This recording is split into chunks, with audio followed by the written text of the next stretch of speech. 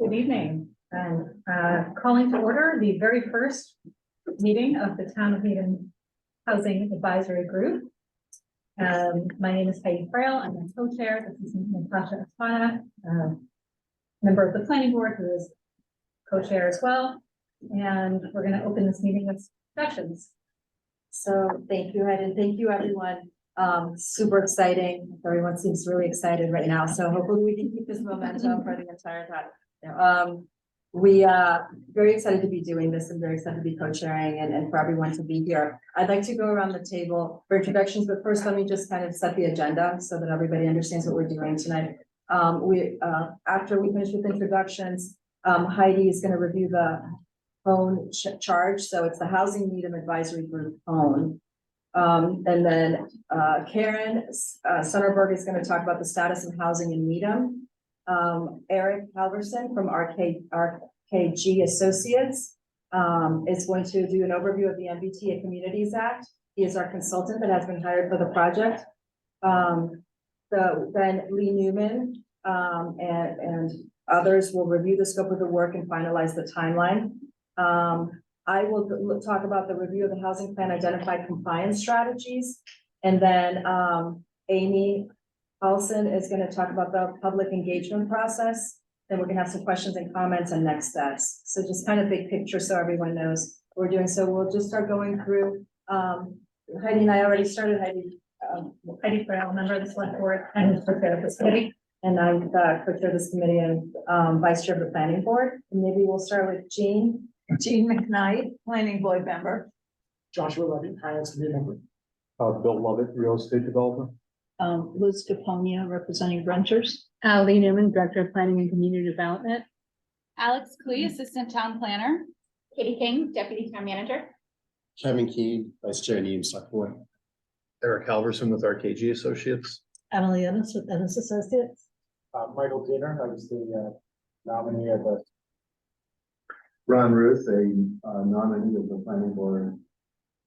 Great. And that's still very important. Amy Helton, Director of Communications and Community Engagement for Town of Needham. And so Emily, sorry, I meant to say your name also. Emily, and this is also Business and Associates working with RKG. Okay, so now, Heidi, do you want to start with the review? Yeah, the purpose of this committee is to lead the community engagement process to create multifamily zoning that complies with the MBTA Communities Act. The group will advise the select board and the planning board on proposed zoning to bring to town meeting in 2024, informed by this group's expertise, the deliberations and feedback received from the public.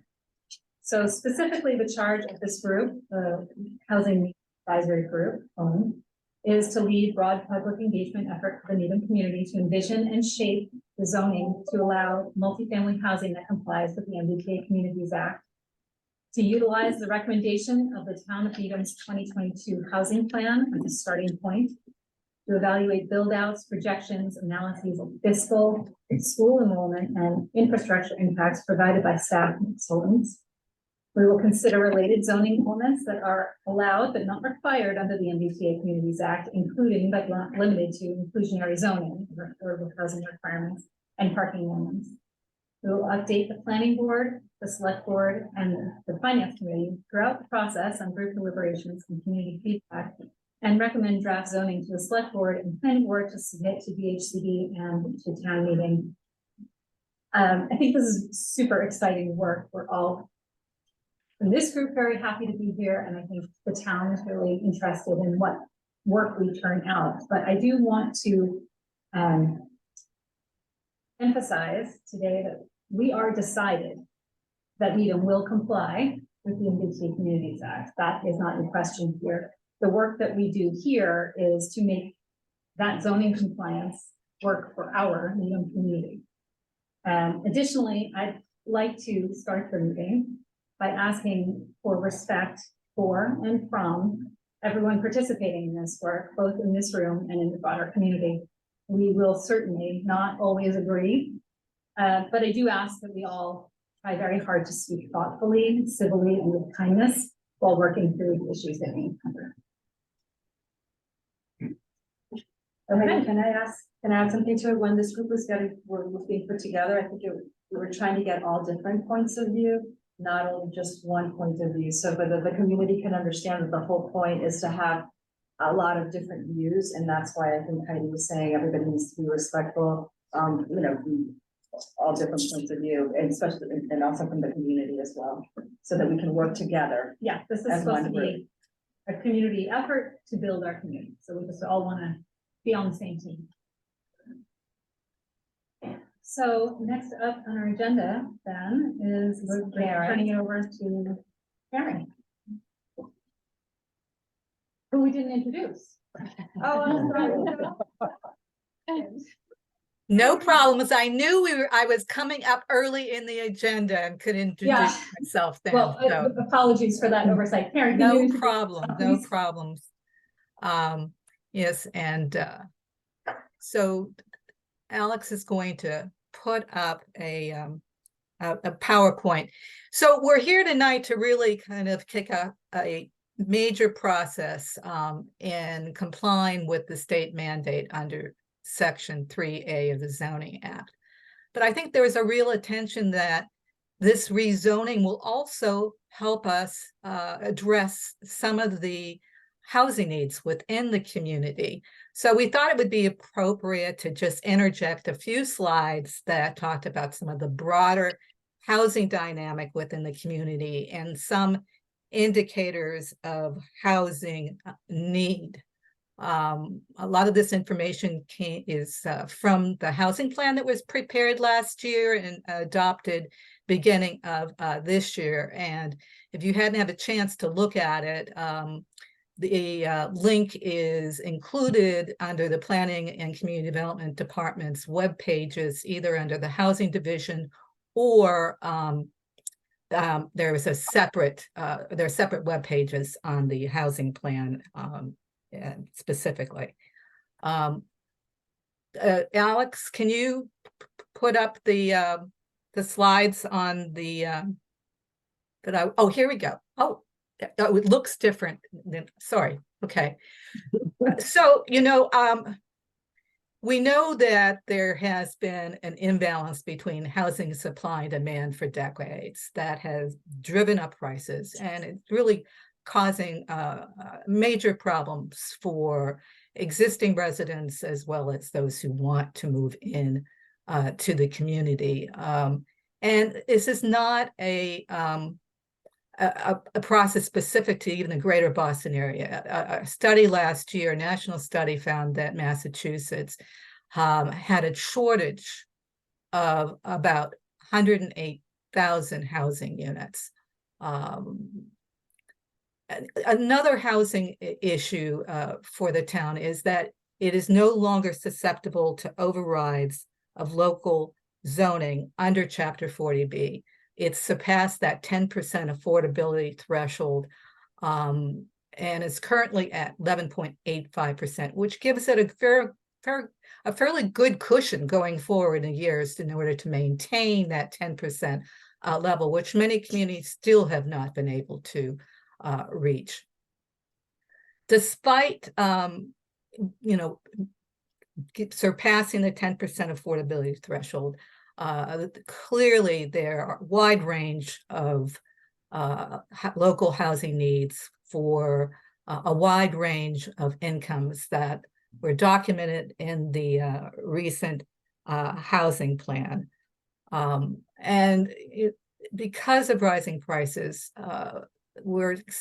many long-term residents no longer can afford to buy in today's housing market.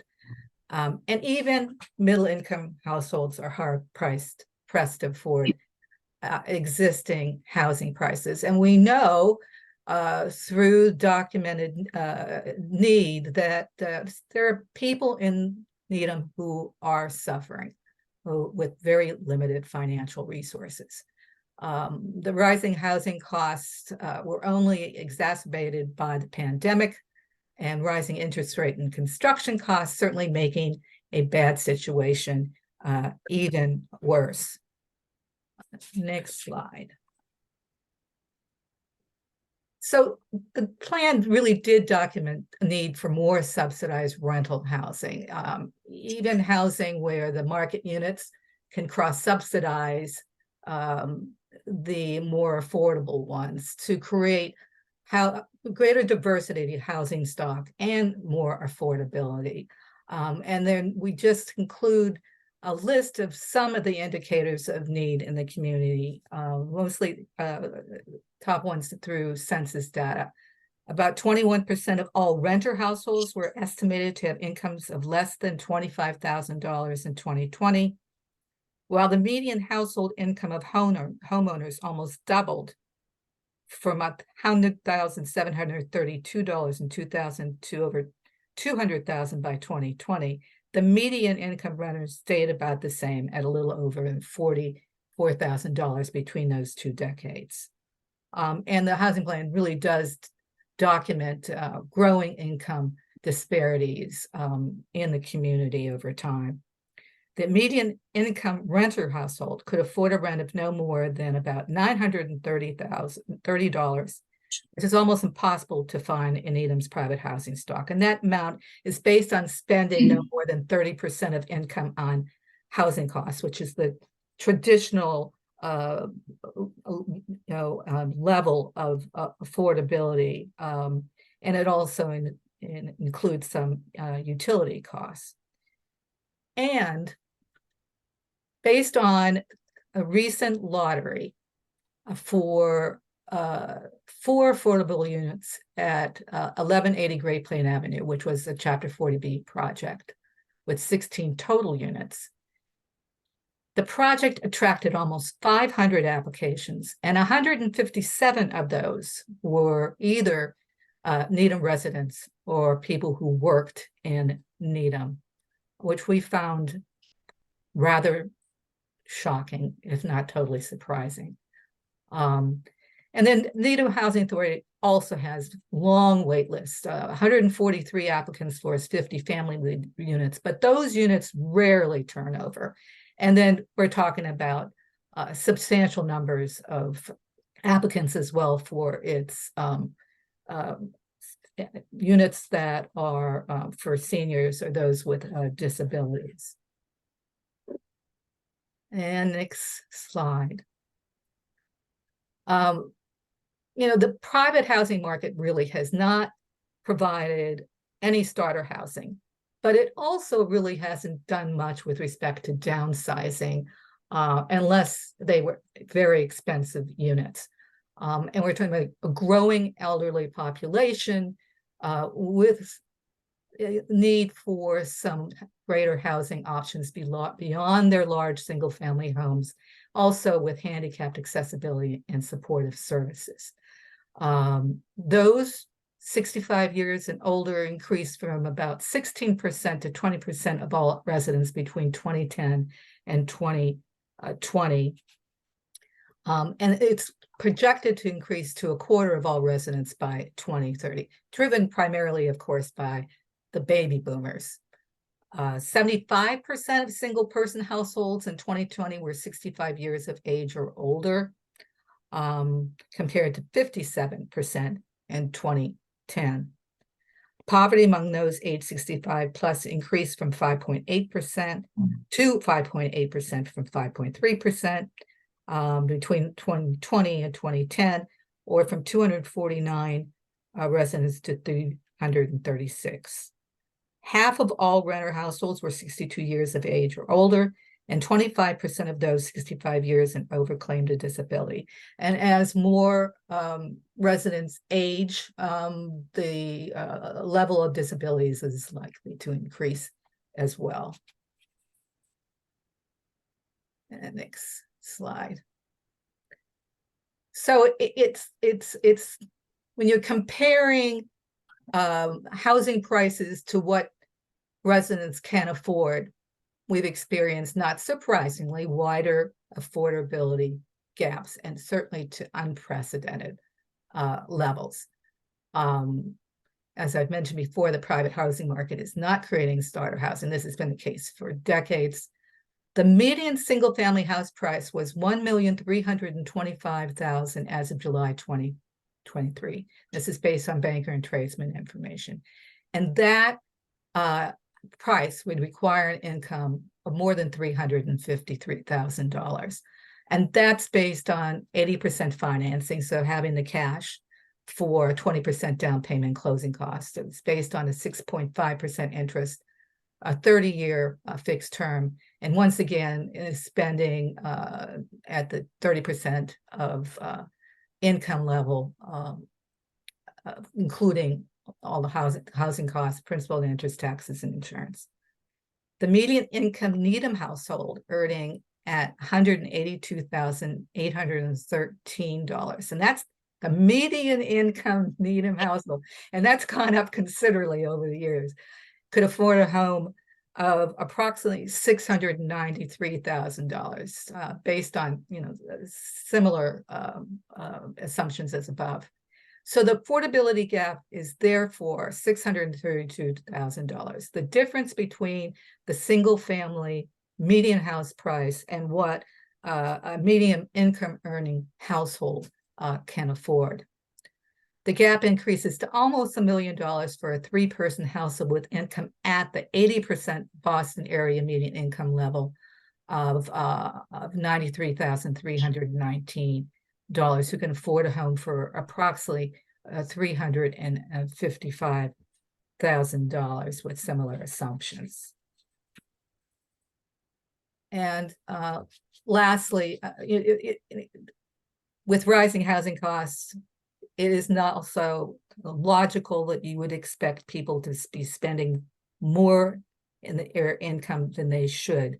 And we consider that anybody who's spending 30% or more of their income on housing costs is cost burdened, and someone spending at least half their income on housing costs is what we call severely cost burdened. And based on that, 24% of Needham households were experiencing cost burdens, including 11% with severe cost burdens. Of those with incomes at or below 80% of AMI, 64% had cost burdens, 42% with severe cost burdens. 41% of renter households had cost burdens, 25% with severe cost burdens. Of those renter households with incomes at or below 80% AMI, 60% had cost burdens and 38% had severe cost burdens. And among owner households, 13% had cost burdens and 8% with severe cost burdens. And we hope that the rezoning that will boost housing production will likely lead to some greater housing diversity and affordability over time and be able to address some of these housing needs in the community. And with that, we can, that's the last slide. We can move on unless there are any questions. Thank you, Karen. And again, we apologize for neglecting to introduce Karen Singapore, Needham's affordable housing specialist. No problem. Any questions for Karen? Yeah. Karen, you talked about the house, what, 600, the affordable house is 690,000 in Needham, right? 690, which what's the specific? Yeah, what's with that price, at that price level, what's the percentage? How many houses are there in Needham at 600,000? Zero? Oh, I'm sorry, I'm trying to look at what you're referencing. You're talking about the housing. Before we go, the difference between the number of households earning at 693,000. Yeah, they could afford people earning the median housing earnings, right? Could afford a home of approximately 693,000, correct? Yeah. How many well- homes at that price, if any? I'd have to. I don't have it. I don't have it memorized, but I can get back to you with that. No, I think the quick answer is I don't think there was any. They're condos. Okay, all right, condos. Okay, but single resident, okay, We sell in need of They- service at that price or less. all right, There I'm are- sorry, Condominium units typically sell at that price or less. okay. In need of. Right, but I think. If they are in that price range, they've been the targets for the tear down activity. Yes, Oh, I see. Yeah, I think that these, numbers that. There are Karen's some. mentioned to refer to a median single family house price, so. Right. Right. Good to me, there are condos. that would That's be right. less. Condos would be another, another calculation. But there, yeah, there are some, but they're certainly eroding over time, and they really have been the targets of, tear Not down. to say, well, someone with that median income couldn't chase the condo, but that is referencing a home price. Right. Yeah. We're saying that this group is focused specifically not on single family, on multi-family. yeah, Right, I think this is just discussing the. This is just single family. But the housing plan does have, census data and assessors data on condos and single families, as well as other types of housing. So there is a fairly detailed amount of information on housing costs and affordability in the housing plan. Great. thank you, that was really sobering. Yeah. Thank you, Karen. So I think we're gonna turn now to Eric Halverson from RKB Associates and Emily Innes from Innes Associates. They have a two-fer presentation happening here, so. Ask you to head right into it. If I'm on mute, will it still pick up here? Yes, it will. Great. Yeah, Just I wanted to- know it's a little confusing, but yes, we're Nope, good. It's great.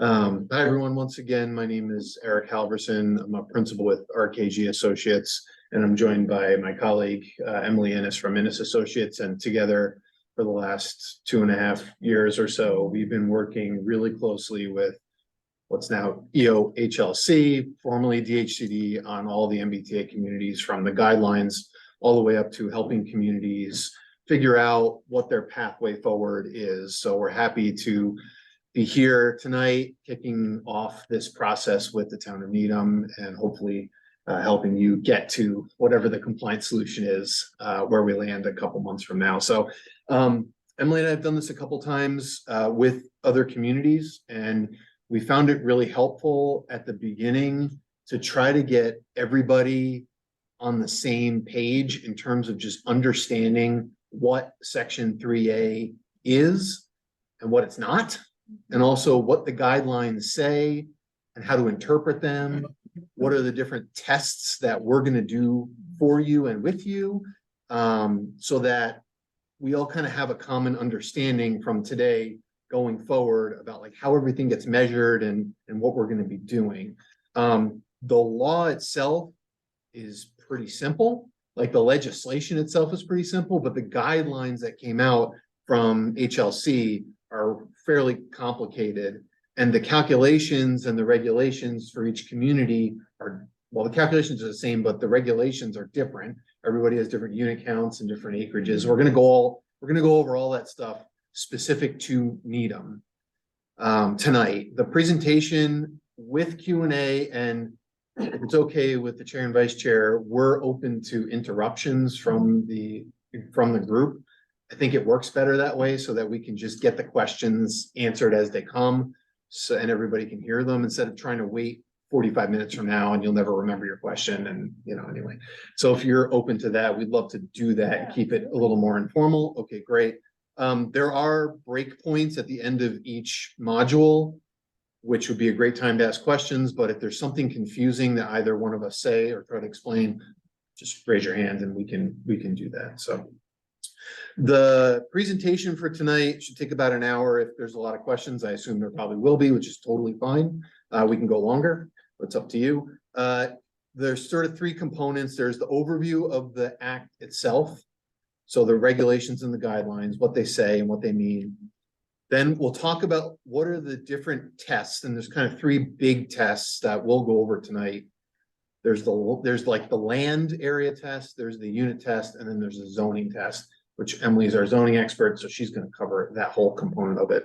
And then after that, we'll sort of talk about like what this process is going to look like from our standpoint. We've been working with Lee and the team to iron all that out, talk about the timeline, things like that. So just in terms of the overview of 3A and the MBTA's Community Act itself. So that would start with, well, what is Chapter 40A, Section 3A, in case you haven't read the law or the guidelines. So the law essentially says, the legislation says today that there's a requirement that each of the 177 designated MBTA communities, and I'll show you a map of who those all are in case you're interested in what that means. They must have zoning that does 4 things. One is provides at least one district, one zoning district of a reasonable size. We'll talk about what that means in a bit, in which multifamily housing is permitted as of right. So no more special permit in this district. It's got to be as of right. You can have site plan review, but you can't have special permit. You cannot have age restrictions in your zoning, so you can't say this is for 55 plus or 65 plus. And you have to at least allow for housing units that are suitable for families with children, meaning that in some zoning ordinances or bylaws, you might see something like multifamily housing cannot have any 3-bedroom units or can't have more than 1-bedroom units. You can't do that. It has to be open for anybody to live, and you have to at least be open to family-sized units. Your district must have a minimum gross density, so a measurement of how many units divided by the amount of land of 15 dwelling units an acre. We'll talk about that calculation later. And then in the case of Needham, because you have commuter rail stations, part of your MBTA district has to be located within a half mile of your commuter rail, either a station or your stations. And since Needham has multiple, your requirement is actually pretty high in that regard. And we'll talk about how that's different from other communities and what your numbers look like. There is purpose behind the law from the legislature. As Karen talked about, Massachusetts does have a pretty acute housing shortage across the entirety of the state, but especially here in the eastern part of the state. We need to produce more housing. The amount of housing that's actually financially attainable / affordable, as Karen was saying, is actually dwindling. And we're not producing enough to sort of even keep up, never mind have what we actually need.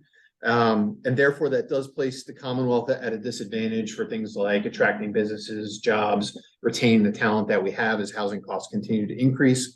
And there's also sort of the purpose of placing housing in good locations, particularly around transit, within proximity to jobs or other transportation modes, is just good planning policy and good climate policy. So those are kind of the 4 things that we like to talk about in terms of the purpose behind the law. There's a couple new slides in here. So you're our sort of continually evolving guinea pig of this. We've added a couple. This is one of them because this question comes up a lot. I want to be very specific about what the MBTA communities is not, because I think everybody has a sense of what it is, but not what it's not. It is absolutely not a mandate to construct housing. It's a zoning mandate. It is not a construction or a building mandate. So your unit targets, it doesn't mean you have to produce that. It just means you have to zone to allow that. So that's critical and something we'll come back to in a very common misunderstanding about the law. It's not a housing production target. Again, the same thing. You're not being forced to reach this target from a production standpoint. It is not, this came up the other day, restricted to only addressing affordable housing needs. So the stuff that Karen talked about around deed restricted affordable housing, your subsidized housing inventory, Chapter 40B. There are relationships to those things, but this is not strictly about affordable housing. It's about housing across the spectrum.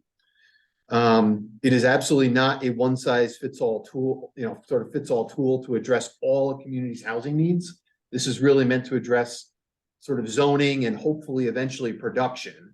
And then it is currently, or at least our understanding, not viewed as optional. We understand at the beginning of the meeting, Needham is committed to doing this, and that's awesome. But I just want to reiterate, this is not currently viewed as an option by the Attorney General or the Commonwealth. So I believe that they are going to force communities to do this. So who's required to comply with Section 3A? The map on the right is just highlighting all the 177 MBTA communities that are required to do this. And the way that they've designated those communities, if you're interested, it's all under Mass General Law, Chapter 161A, Section 1, which essentially talks about when all these different cities and towns came into the MBTA service district, either the original core service district with the original 14 cities and towns, kind of serviced by the subway and early commuter rail network.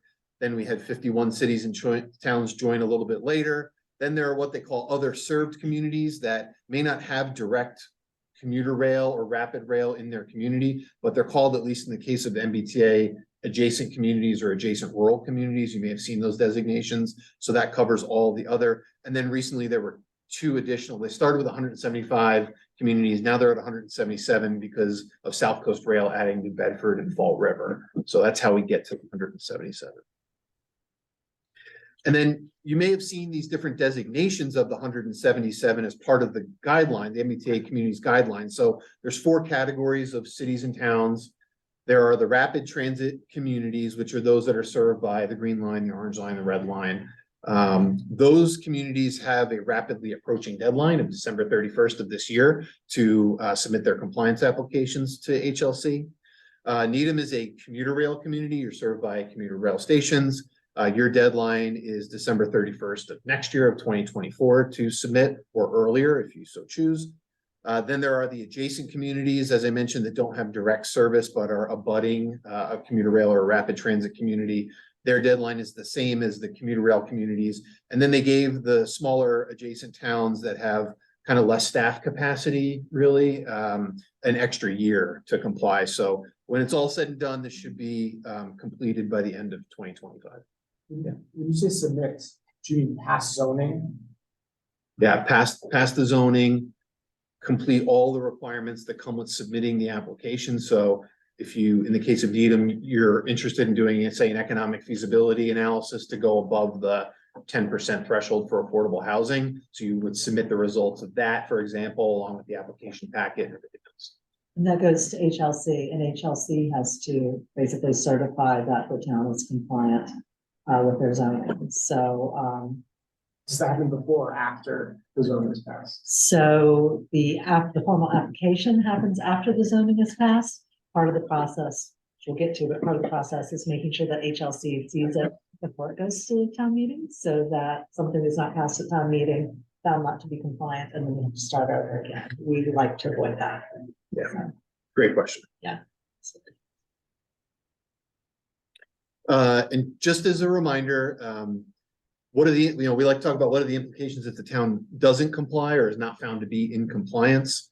And per section A, at least originally, it would essentially make you ineligible for certain grant programs, including big ones like MassWorks for infrastructure, as well as Housing Choice, other local capital project funds.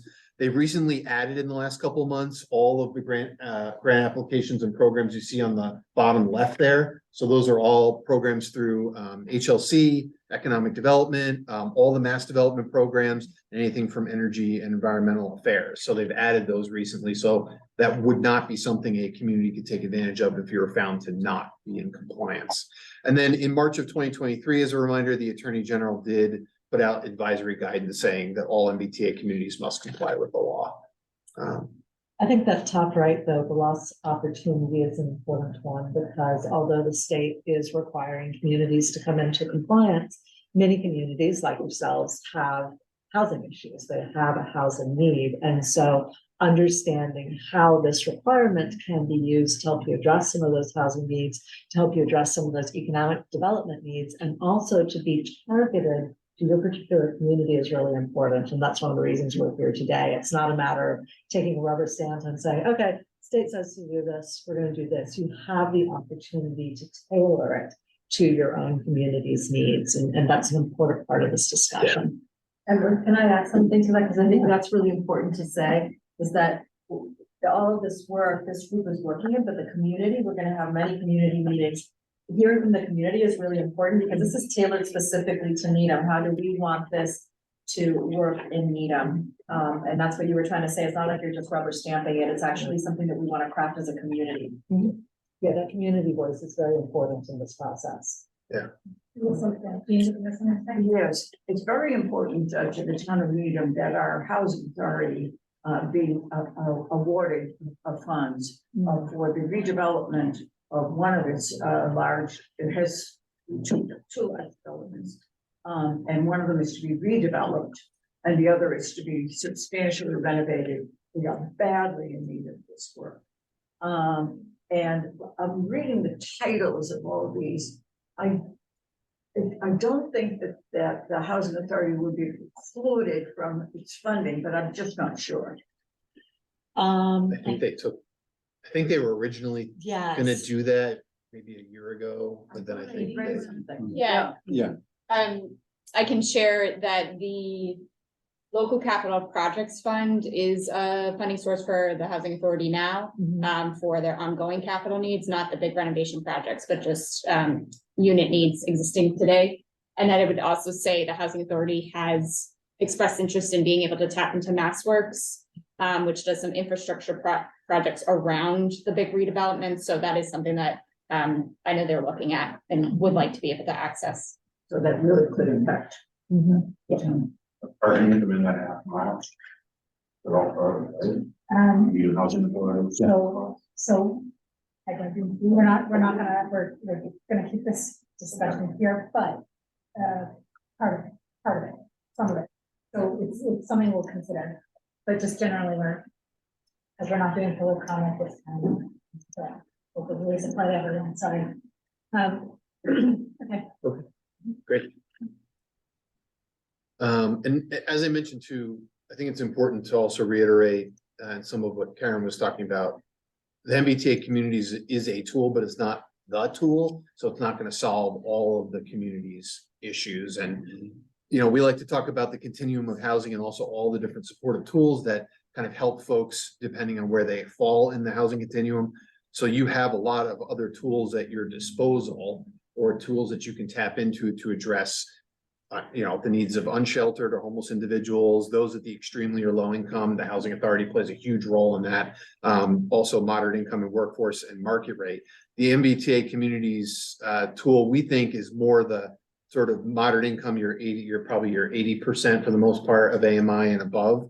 Although as we go through the economic feasibility process and looking at inclusionary zoning, we can certainly talk about whether 80% makes sense or you want to go below. But generally, there are a lot of tools that are out there, and we just want to reiterate, this is just one tool, and it's not meant to sort of solve the Commonwealth's problems or each community's problems.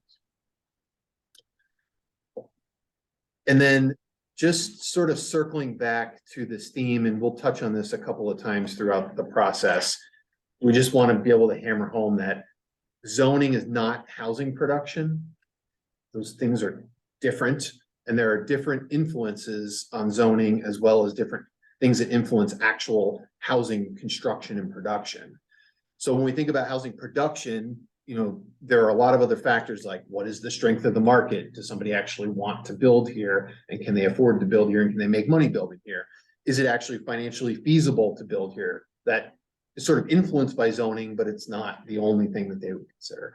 Are there developable sites in your community? Is your community completely built out? Although I don't believe any of them are, but is your community completely built out and there aren't any development sites, right? That would influence housing production. Are the property owners even willing to sell their land so that you could build something there? That doesn't have really anything to do with zoning. Is there available labor to actually build all of these units, right? They're all not going to come online tomorrow just because a community changes their zoning. You're not going to see 1,000 units tomorrow. I don't think we could actually have the staff and everybody around to build that. And then is the community desirable? Is it a great place where people want to be? I think Needham is, but there are other communities that are challenged with those kinds of things from a perception standpoint. So we just want to keep sort of hammering that home with you all, also with the public, that it's not about production, it's really about zoning.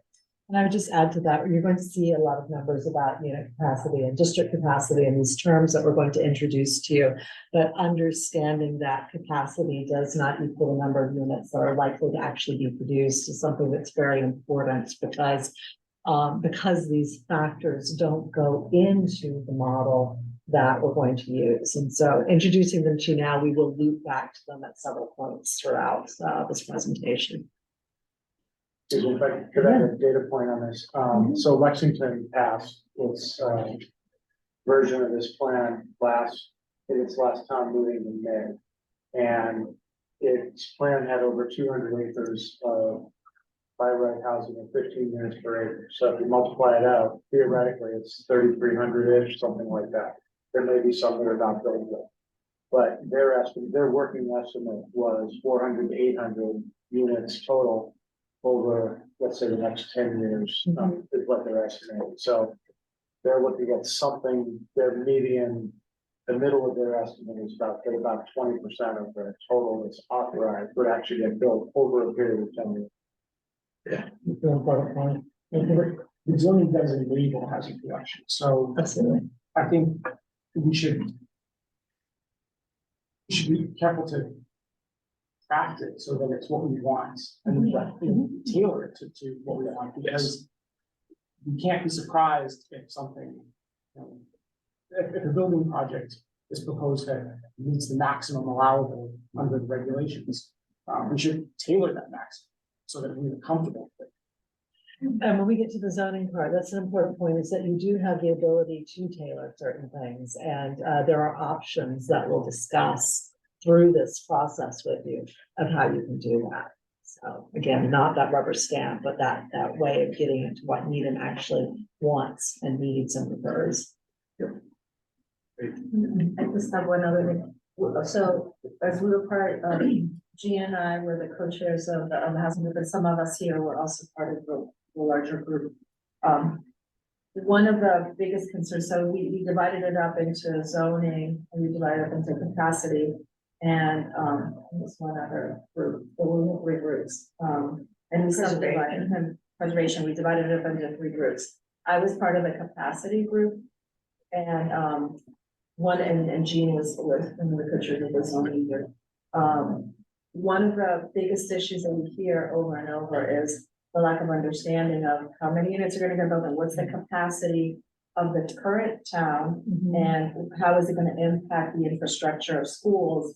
And then traffic was always a big question on all the projects currently that come to the planning board, but just in general. So at some point, understanding how we can start talking about those things, and how do we start getting more information, or what information we need to get to you for you to help us understand what the applications are. I think is important.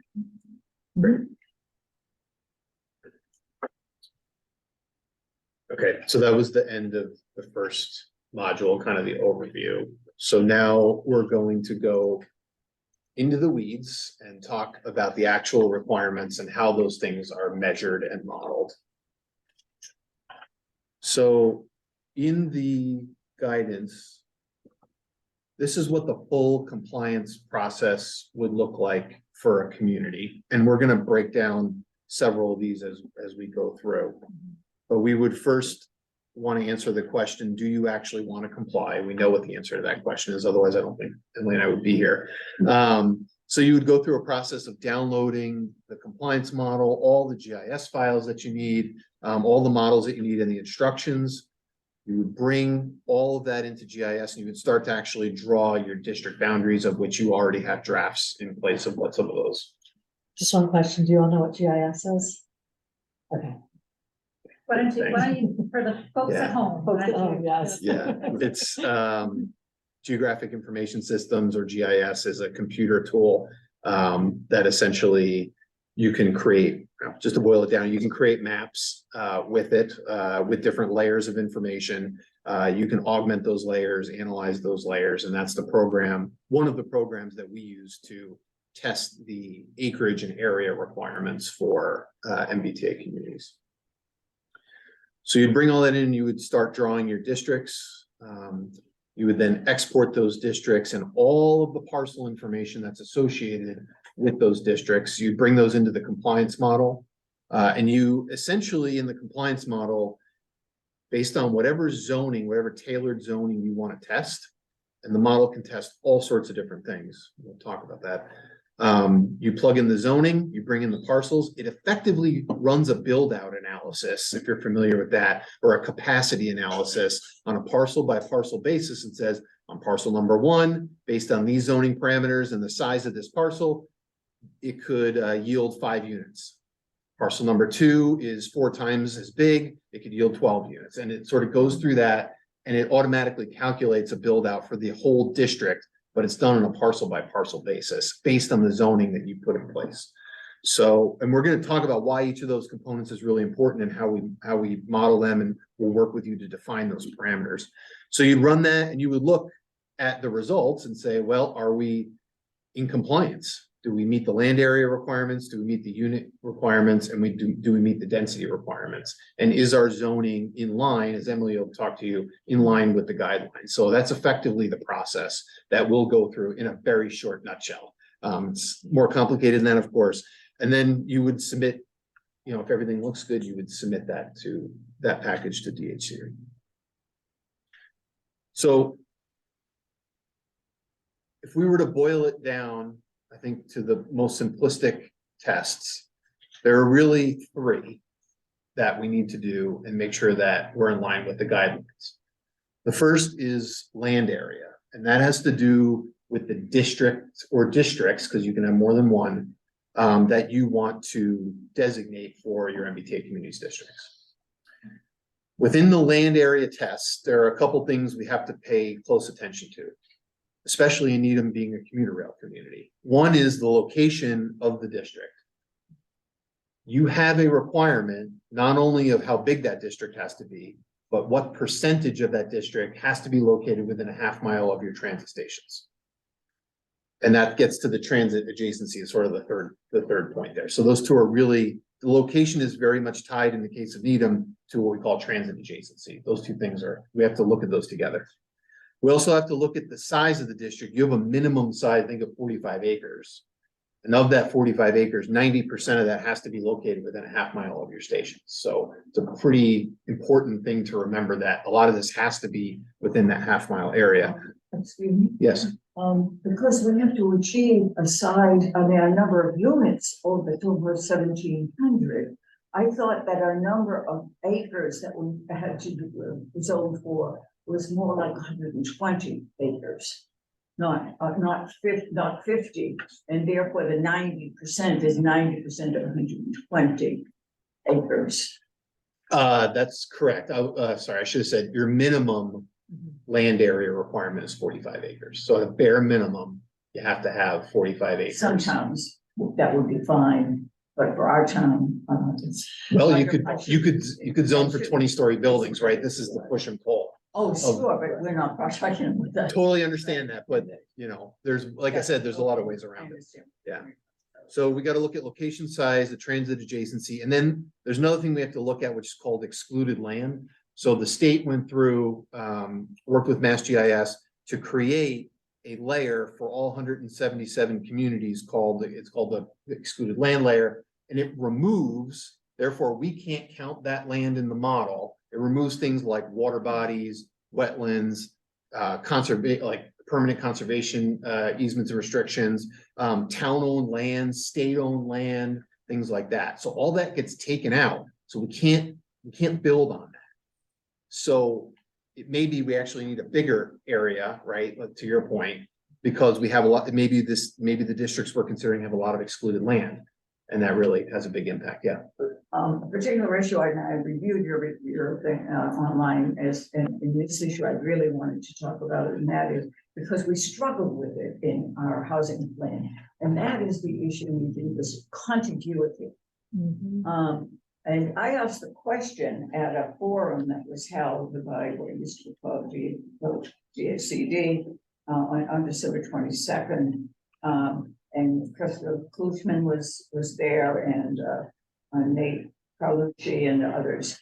And this was the question: if you have a parcel that is an excluded land, in particular our public library, but we need that parcel to connect this large area that we can zone for apartment A1, and then we want to connect it to some business zones that we would rezone to allow multifamily housing. But right in the middle is this library.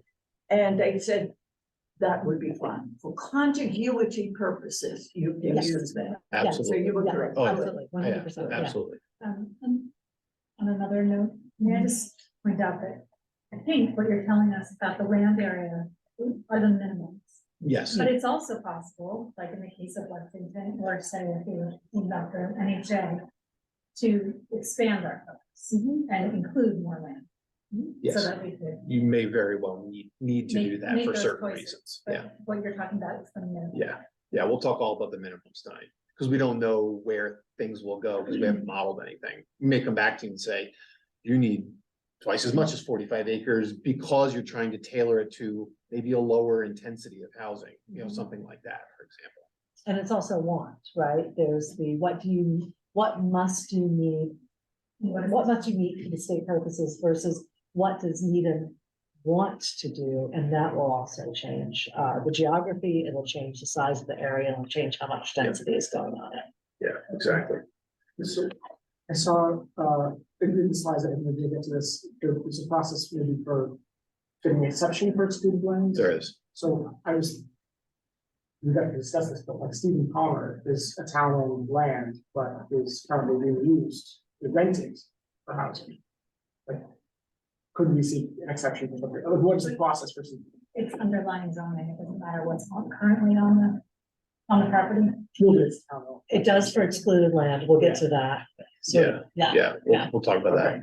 Yeah, and if for some reason I forget. You're to, otherwise remind me. absolutely correct, but there is a provision in excluded land.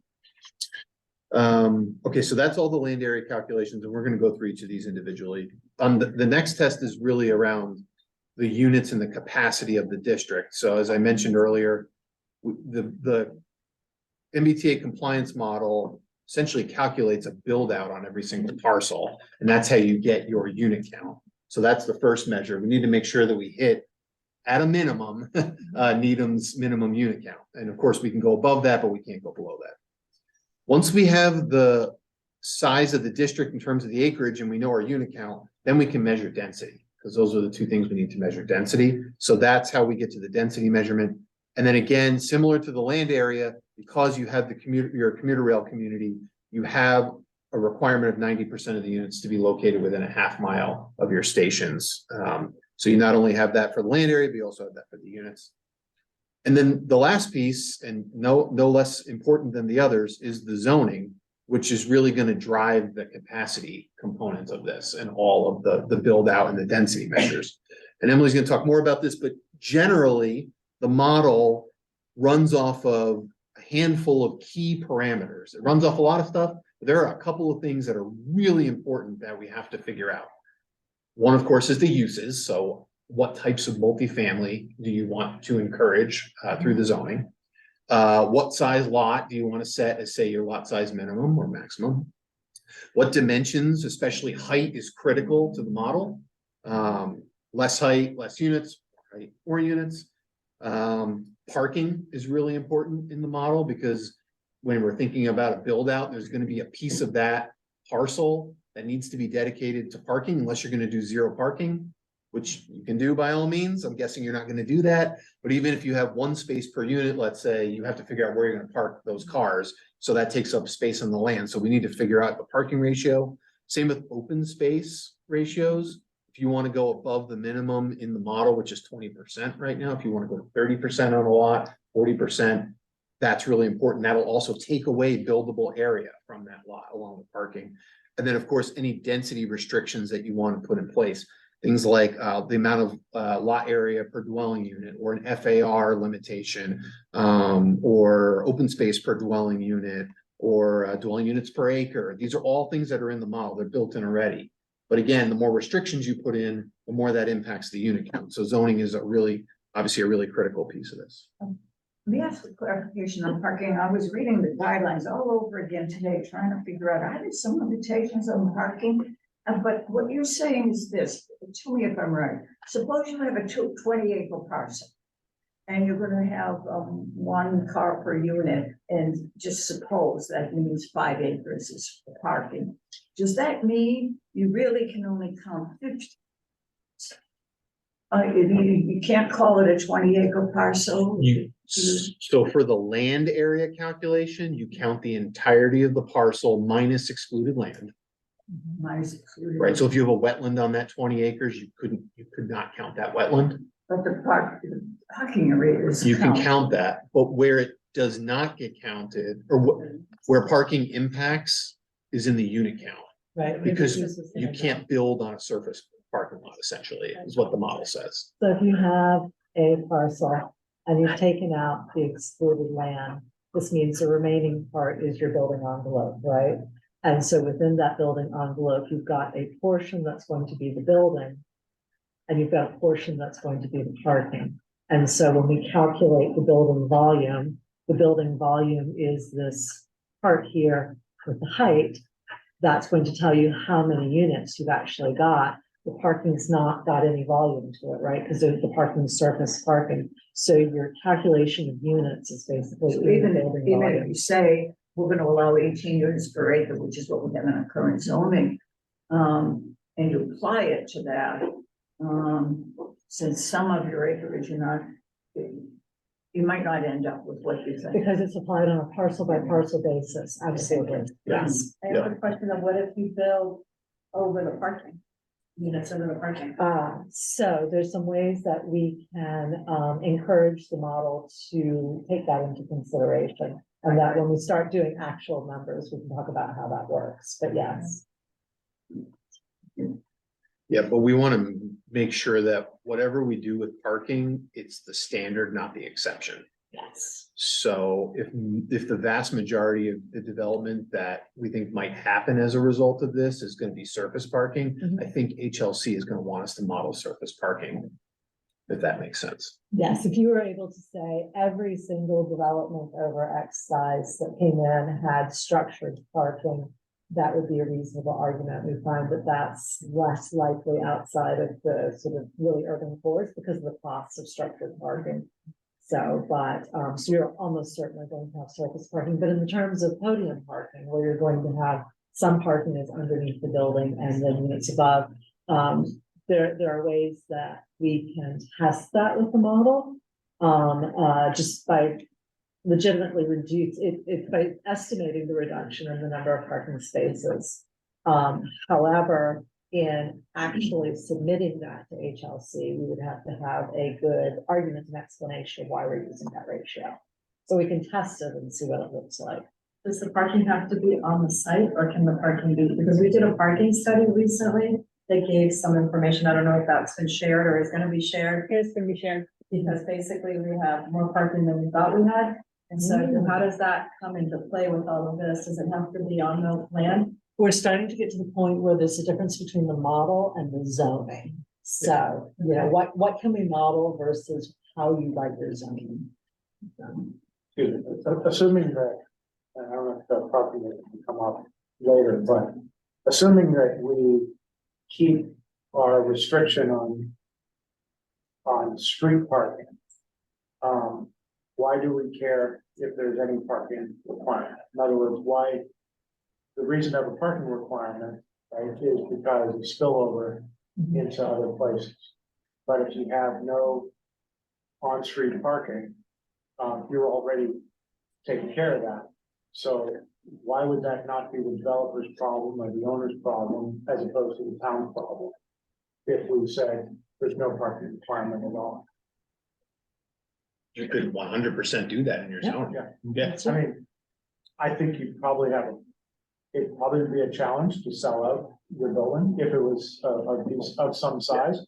But like I said, I think that seems to me to be the developer's problem, not the town's problem. So you can require a parking minimum of 0. That means the developer can absolutely come in and put in whatever parking they want. That's production versus zoning, right? So you could have a zoning ratio of 0. The bank might require a certain amount for financing, the developer might want a certain amount for marketability, but that's not zoning. Right. That's their choice in what they bring forward. Yeah. You just have to be able to sell that to the residents, I think, and Yeah. that is often the challenge, I think, Right. you know, in most Mhm. communities. But in terms of the mechanics of how. You could absolutely do that. Yeah. And as I mentioned before, it's really important to understand that these 3 tests do not live in isolation. They really are iterative and they all depend on each other. And we're going to talk about each of them, but just keep in mind that whatever tweaks we make to zoning is going to end up impacting your capacity. Whatever tweaks we make to the size of the district, larger or smaller, it's going to impact capacity. You know, so these things all need to be sort of reviewed together. And that's the helpful piece of the compliance model is it takes all the different pieces and looks at them together. So let's talk a little bit about each test. So the first is the land area test that I mentioned before. So what actually are Needham's land area requirements, if you're not familiar? So you have a minimum land area of 45 acres. Again, these are all the minimums, not what we may end up doing together. It's 50 acres. So that you can either have that in one district or across multiple districts, but you have to have at least 50 acres zoned for your MBTA districts. And in your case, as I mentioned before, because you're a commuter rail community, you have 90%, because of how many stations you have 90% of that, or 45 acres, that have to be located within a half mile. So that's gonna be really important to think about. And then talking about contiguity, one of those districts has to be at least 25 acres in size. So those are like the big three land area requirements that are specific to the town of Needham that we have to measure against as we're thinking about where these districts are, how big they are, how many we have, how big is one individual district. There's also a restriction that no single district can be less than 5 acres in size as well. So there's a minimum on the size as well. Just wanted to add, I think, Jean, you had actually asked this question of the state early on. If the district that we land on ends up being more than 50 acres, our understanding is that 90% of whatever the land area of the district ends up being needs to be proximate to the station. And I'm just using 45 acres just as an Yeah, example. but I just to Yeah. say it's not, if the district ends up being 100 acres, it's not 45 acres that need to be proximate. It's 90 of them. And there's no requirement for it to be proportionate across each station. I also have a question. We have several bus stops in Needham. Are those also covered with the half-mile radius? No, They Yes, took that on. As I recall, the bus stations define this as like fixed things, like the silver ones, right? yeah, I'm not sure what the town would count, but yeah, I looked at that as well. I was curious about that, but it Yeah. didn't look like, it seems like it has to be like a fixed station. Yeah. So you count. yeah, Yes, good not the question. stops along the line. It's an excellent question that's come up before. Yeah, I thought about the same thing, it's like this Pinellas area, for instance. Okay, so we'll talk about these a little bit more next. So what are the different components and sort of what are the questions that we need to answer for each of these? So for the district location itself, so where are we actually thinking about placing it? One key question is, are those parcels located within the station area? So just making sure that we keep that in mind. On the district size, the key questions that we have to answer, do we have 50 acres across one or more districts? Do we have at least one district that's of 25 acres or more in size? Are all of our districts larger than 5 acres? And then do we have at least 45 acres or whatever that number ends up being located within the station area or the station areas in this case with multiple commuter rails? And then we have to think about the contiguity question, which we'll come back to with a little more detail again. Do we have at least one district that's 25 acres? Do we have any non-contiguous or individual districts that are smaller than 5 acres? And then do the districts actually meet the definition of contiguity? And it is a very specific definition that we have to follow when we're drawing the districts themselves. So what is contiguity and how is it defined by the guidelines? So when it comes to drawing the actual districts, there's a couple of key things.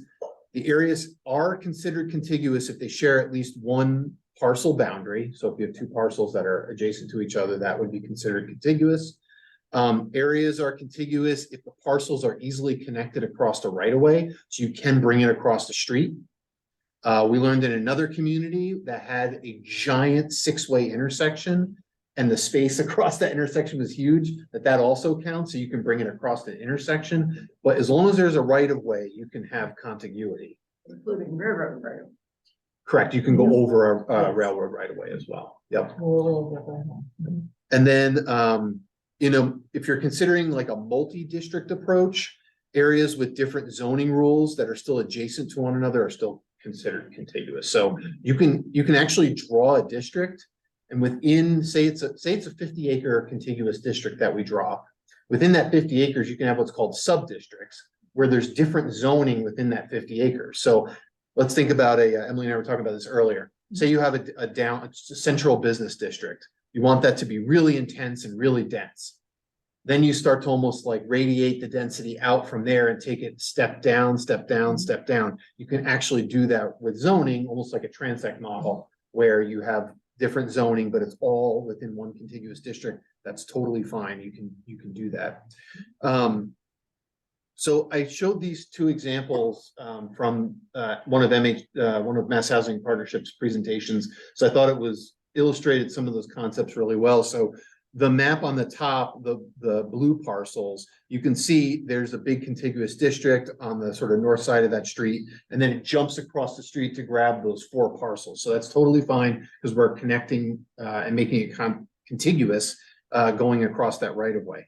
The example in brown would not be considered contiguous because you're using the right of way to connect to it. You're not jumping across it, if that makes sense. It's almost like annexations in, the Midwest, where they would run a water line down a street and use that to connect to a piece of their city. So sort of a similar concept here. You can't do that. You really have to make sure that it's across the street or across an intersection to be contiguous. Does that make sense? And obviously, as we draw the districts, we can point these things out, sort of why something is, or well, anything we draw is going to be contiguous, but we'll point out why it is. Is the idea for being contiguous so that you could have different sizes of parcels, so you can have different opportunities, or why is that so important? Parcels. Yeah. Pretty much, Yeah. So you essentially aren't like purposely like, Gerrymandering. yeah, Avoiding it's essentially things, gerrymandering a yes. district, if you think about it that way. There's a little bit of an art to drawing the Yeah. districts, but, Yeah. yes, they don't want you gerrymandering them. You look like you might have had a question on, About the sub-districts, but maybe. Yes. okay. Yeah, if we don't answer your question later on, we'll come back to Yeah. that, so, yeah. So another really important consideration when drawing the districts, I think this will get back to the question, I think, about the post office. Library. The library. Yeah. Library. When you're drawing your districts, you have to follow parcel lines. You have to take the entirety of the parcel. Can't do any split Yeah. parcels across. No split multiple parcels. building districts. But you can fix parcels that have been split in the past. Absolutely. Yes, If you do split zoning, this is a great time to look at yes. that. But so when we draw the districts, you may say, well, just take half of that giant 20-acre parcel. We can't do that. We have to take the whole thing. So it's either in or it's out, and you'll let us know. The other thing is you can have sub-districts within the larger district. So the example on the top with the green and the blue sort of illustrates that. If you think about the green plus the blue as your entire district, we would measure the size of that entire district for the land area purposes. But the green area and the blue area, so your frontage parcels along those 2 roads in the green, you could have different zoning than the blue. When you say different zoning, like, Could have a different height, could have a different Different parking setbacks. requirement, different setback. Next use. Yep, you could maybe have like townhouses along the street and I could give Mixed an use is a different authorize. thing. Yeah. Yeah, I yeah, can give an you can allow, you can't require. I can give an example of exactly what's in the housing plan. Mhm. We have business districts, for example, where Sudbury Farms is, and the funeral homes going all the way down Highland Avenue. They don't allow housing at all. Proposed, in this business district, housing, multifamily housing will be a use allowed by right. This was before mixed use was the recent changes. Multifamily housing would be allowed by right in that district. And it would be contiguous to a district that's only allowing multifamily housing and not any business. Mhm. And that's exactly what you're saying is fine. Right. Yeah. And then you can count the whole thing as, this is our MBTA district, but this part has a different set of characteristics from that part, basically. and then the third key thing, getting back to the idea about the library, is you cannot purposely draw a district around excluded or public land. So if you had, in the case of the example on the bottom right where it says public land, if we pretend that that was excluded land it can't be built on, you would need to, and you wanted to have a district that spanned that on both sides, you would have to take that piece of public land as part of your district and your calculations. Similar to if you had the library in the middle of your district, you would have to take that. That becomes included in the district, even though it's excluded land, it becomes included in the district. The land is excluded from the calculations, but it exists within the district, as opposed to drawing all the way around the library and leaving the hole in the middle of the donut. Basically, you're not allowed to do That's that. a rule. It seems like a feature, not a flaw. Yeah. In your Yeah. case, because you need it for contiguity, absolutely, it does work as a feature. And giving up the excluded land probably helps you. We'll test this, right? But will help you in the long run rather than hurt you. In this case, you say, oh, that's a little bit too large. This is going to hurt us. We're just going to draw all the way around it and it'll be fine, but it's not. Yeah. So, Yeah, they wouldn't approve the district like that. mhm. Okay. Okay, so just to recap the land area test before we move on to the next one. The key questions we'll have to answer: do we have 50 acres? Do we have 45 or more acres, whatever it ends up being within the station area? Do we have the one contiguous 25-acre district? Are all of our districts, however many we have, at least 5 acres or more? And then are the districts drawn in a compliant manner? So that's everything that we'll be testing on our end as we work out the district side. Okay, so the second big test is the unit capacity test. And again, these are the minimums that are shown on the screen. You can obviously go above that, or you can go right to it, whatever ends up happening or what you choose to do. But at a minimum, your unit capacity is 1,784 units. 90% of that number, or whatever if it's more than that, whatever the number ends up being, in this case, if you took 90% of your minimum, it's just over 1,600 units have to be located in the station area. And then taking the land area calculations and the unit capacity, we can then figure out what the density is. You have to, across all of your districts in total, if you have one district or you have 10, they essentially have to average to 15 dwelling units an acre. So you could have one that's at 5 and one that's at 100. As long as they average to equal to or more than 15 dwelling units an acre, you're good to go. And again, just to reiterate, the unit capacity is all about zoning. So it's a measurement of if you zone a piece of land or a district in a certain way and you run the build out analysis, does it actually have the capacity to produce 784 units or more? It doesn't mean that that's what's going to get built. So one key thing is how is multifamily actually defined under Section 3A? And it's very specific. They have defined it as a building with 3 or more residential dwelling units. So a standalone building with 3 or more units is what qualifies as multifamily, or 2 or more buildings on the same lot that have more than 1 residential dwelling unit. So you could have 4 duplexes on a single lot, for example. But if you have one building on one lot, it has to have at least 3 units on it. If you have multiple buildings, it has to have more, each building has to have more than 1, if that makes sense. Okay. As far as the 15 units per acre minimum, I know we're looking at 18, but because of the space, how do they round up or round down in that case? So no rounding down, it has to be 15. It's all rounded up. 15 or over. So if you have a quarter acre lot, it's gotta Oh. be, you have to authorize 4 units, because I thought Newton was doing 3 or 4. I see where you're Some of going. their areas. The 15 units per acre is the overall capacity of the district, has to average 15 units per Oh, acre. okay. It may differ parcel by parcel. Okay, So so you could depending have on a the size section of the that's parcel. 2 units per acre, I guess. Oh, well, yeah, in theory, you could have 2 units per acre on some, as long as the overall Right. is more. Yeah, exactly. If you have 5 units on a parcel this size, it's gonna have a higher density. If you have 5 on a parcel this size, it'll be a lower density. We'll have to average out to at least 15 units per acre. Because I was saying, I think the Newton plan has areas where it's 3 or 4, you're allowed to put 3 or 4 units Units, on yeah. a quarter acre lots. Yeah.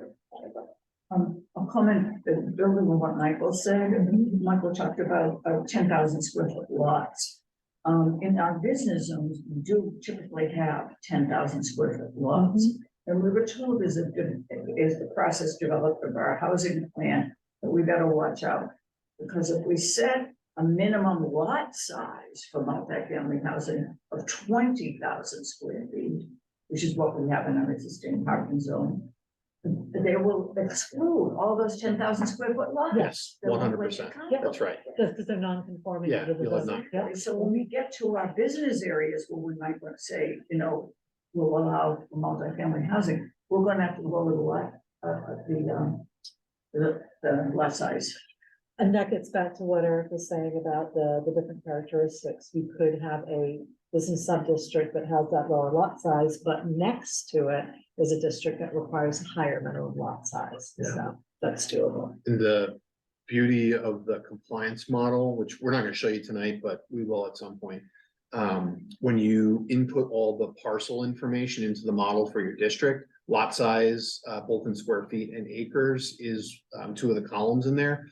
We devised a calculation in the model that essentially says how many non-conforming parcels do you have?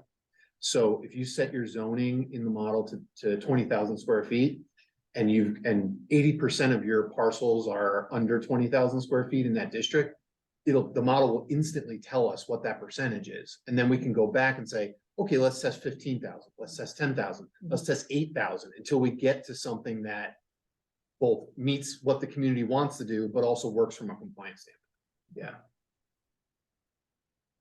Okay, so one important distinction around density is this distinction of like a gross density, which is often the number of units divided by the total acres of the district. This is just a sort of a calculation example.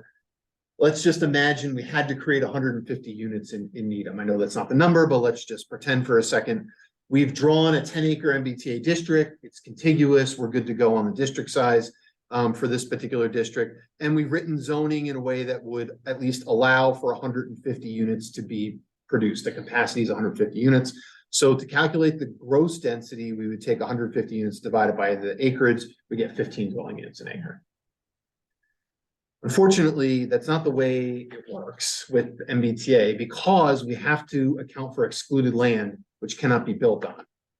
So how density is then defined by 3A is it's the total acreage of the district is then impacted by that excluded land because we can't build on it.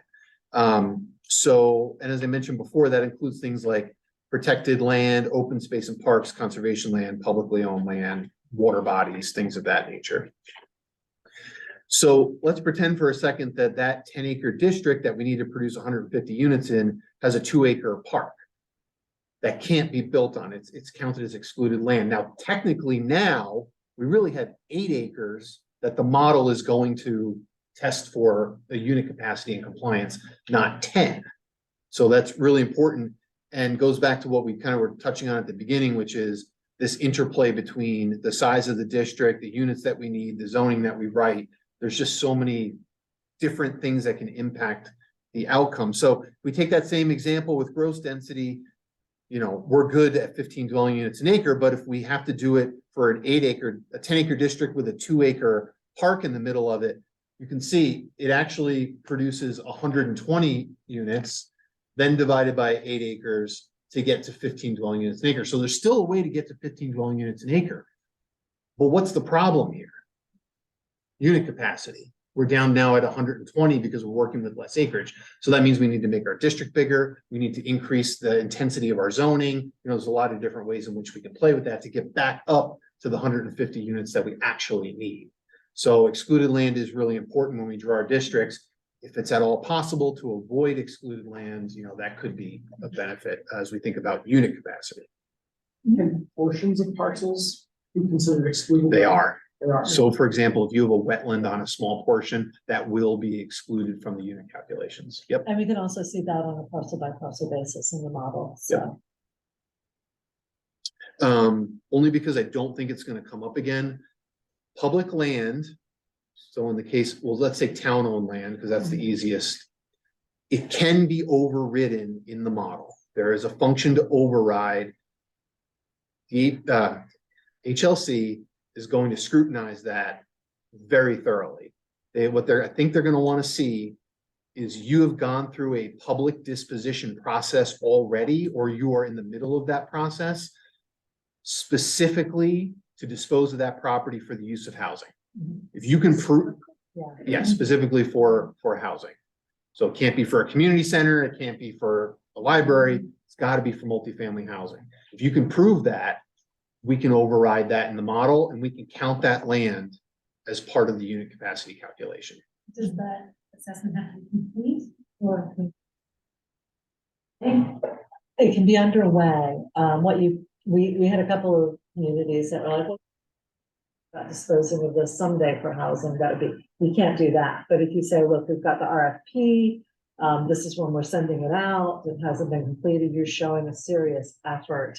I think to Eric's point, it's gonna be fairly high. And is that just the use or is that I mean, if it's still town owned, but the use is housing? So lease by, disposition by lease, basically. They probably, we haven't talked to them about it, but my guess is they'd be looking at the term of the lease, you know, is this a year by year, or is it a 99-year ground lease, or what is it? So that would be a worth a specific question to HSC. Yeah. But it's not enough that it just be potentially buildable. It can be potentially buildable, because it might never be done for housing, you know, the town can hold on to that for another 100 years. Yeah, I'm just thinking, for example, I can't envision any scenario where a town hall and town common would get turned over. Right. On the other hand, Greenfield has been talked about in other capacities, you know, for other purposes at times, Hillside School. and Hillside. Yeah. We have a school that hasn't been used for school purposes in about 5 years Yes. or more. It's being used right now for shift space for the school administration, Mhm. while their school administration building is being built. What's gonna happen when that project is finished and they all move back? Well, then, consider. So that's not going to work. So I just went through a whole RFP and disposition process for schools for housing recently, not in an MBTA community. If you said what you just said, what is it going to be used for? We could use it for housing. The administration will leave someday. That wouldn't work. If you had an active, the school committee has declared it to surplus, the select board has accepted it as surplus and is also declaring it as surplus. We've got an RFP in the works. We're actively disposing it from housing. We've got a schedule. That's a conversation that you could have to override it. We have to have that process before the end of the 2024. Yes. Exactly. It is a high standard. Yeah. Yeah. It would- Let's just say it would require more, maybe a lot of stuff. There's probably other ways to comply. Yeah. Yeah. And it's not that you need commitment. If you don't have commitment, You would be not accurate with your units. Right, Correct. that's exactly it. Yeah. And it would raise a red flag at that point. You can't just override it. You can't just say, oh, 50 acres and I'm taking my 50 acres and we're done. You have to actually put the reason in the model. It will flag it in the model. HLC will come back and say about this 50 acres. And then you have to have that explanation. Yes. Yeah. And tell me what the bar is already set very high Yeah. to override, very high. I think that'd be hard to do with the 9% compliant within the MBTA zone too. More. With the 45 acres, if it were 45 acre minimum, you can only put 5 acres off of outside of our village. No, you can put more than You can 5 put acres as out. much as You want can, outside, so you long can't as have any area that is less than 5 acres. So you can't say, I'm gonna do an acre parcel over here and an acre parcel over there. and- Yeah, I I see. understand that, what I'm saying. Oh, I see what you If mean, yeah. you have an aggregate, the gross number of 50 acres, just say you just Oh, add apologies, yes. 45 acres have to be within Yes. the MBTA, right? within half a mile. Yeah. So hillside being outside of that, It's not. is it within the half It's a mile? within- Yeah. There's actually a astonishing amount, that is, including, you know, the Stephen Palmer building, which is historically, at least recently. As in, it's not repeated. And the Factor as Linden, well as. Because we have so many train stations and they all, the circles overlap. Yes. and the Linden Chambers Housing Development. Of course, that one, yeah. The other one is. Yeah. Linden Chambers. Development. All right, well, let's keep going, because there's a lot. So- Yep, sorry. So anyway, we're compliant on the top, we're not compliant on the bottom, at least with the unit capacity. So just, we've been trying to work out graphic ways to sort of illustrate how these different things play together. So if we think about the district size, the unit capacity and the zoning, all impacting essentially the density, there's a lot of different iterations that we can go through to get you to compliance. So one way is you could have a huge district that would produce a little bit fewer units. The zoning is a lot more restrictive and the density is lower, but if the district is big enough, you could still potentially reach your compliance goals. Another way you could slice it would be to have kind of a medium-sized district, which would generate more unit capacity. Your zoning is sort of between restrictive and permissive, and your density is sort of right where it needs to be. The last would be, you know, we have a huge district. We really want to encourage housing. Our zoning is super permissive. Our unit capacity is really high and our density is really high. So these are all the different levers that we can play with as we go through and sort of look at the impact that each of them have on each other to come up with whatever it is that Needham ultimately wants that's going to be compliant. So Pick and choose between all those three, right? There might be one area that wants to be more dense and other areas, so it's not one or the other, it's, you can use all three. Absolutely. depending on the area. Yeah. To mitigate. And that is where the law and the guidelines are flexible. They're not flexible in your units, your land and your density, but they are flexible in how you achieve those within districts, yeah. And just recapping the key questions that we need to answer. Do we reach the minimum capacity of 1784 units? Do we have at least 1600 in the station area? And do we hit the density metric of at least 15 dwelling units an acre? Okay, I'm gonna take a break. Now we get to the fun stuff. So the zoning.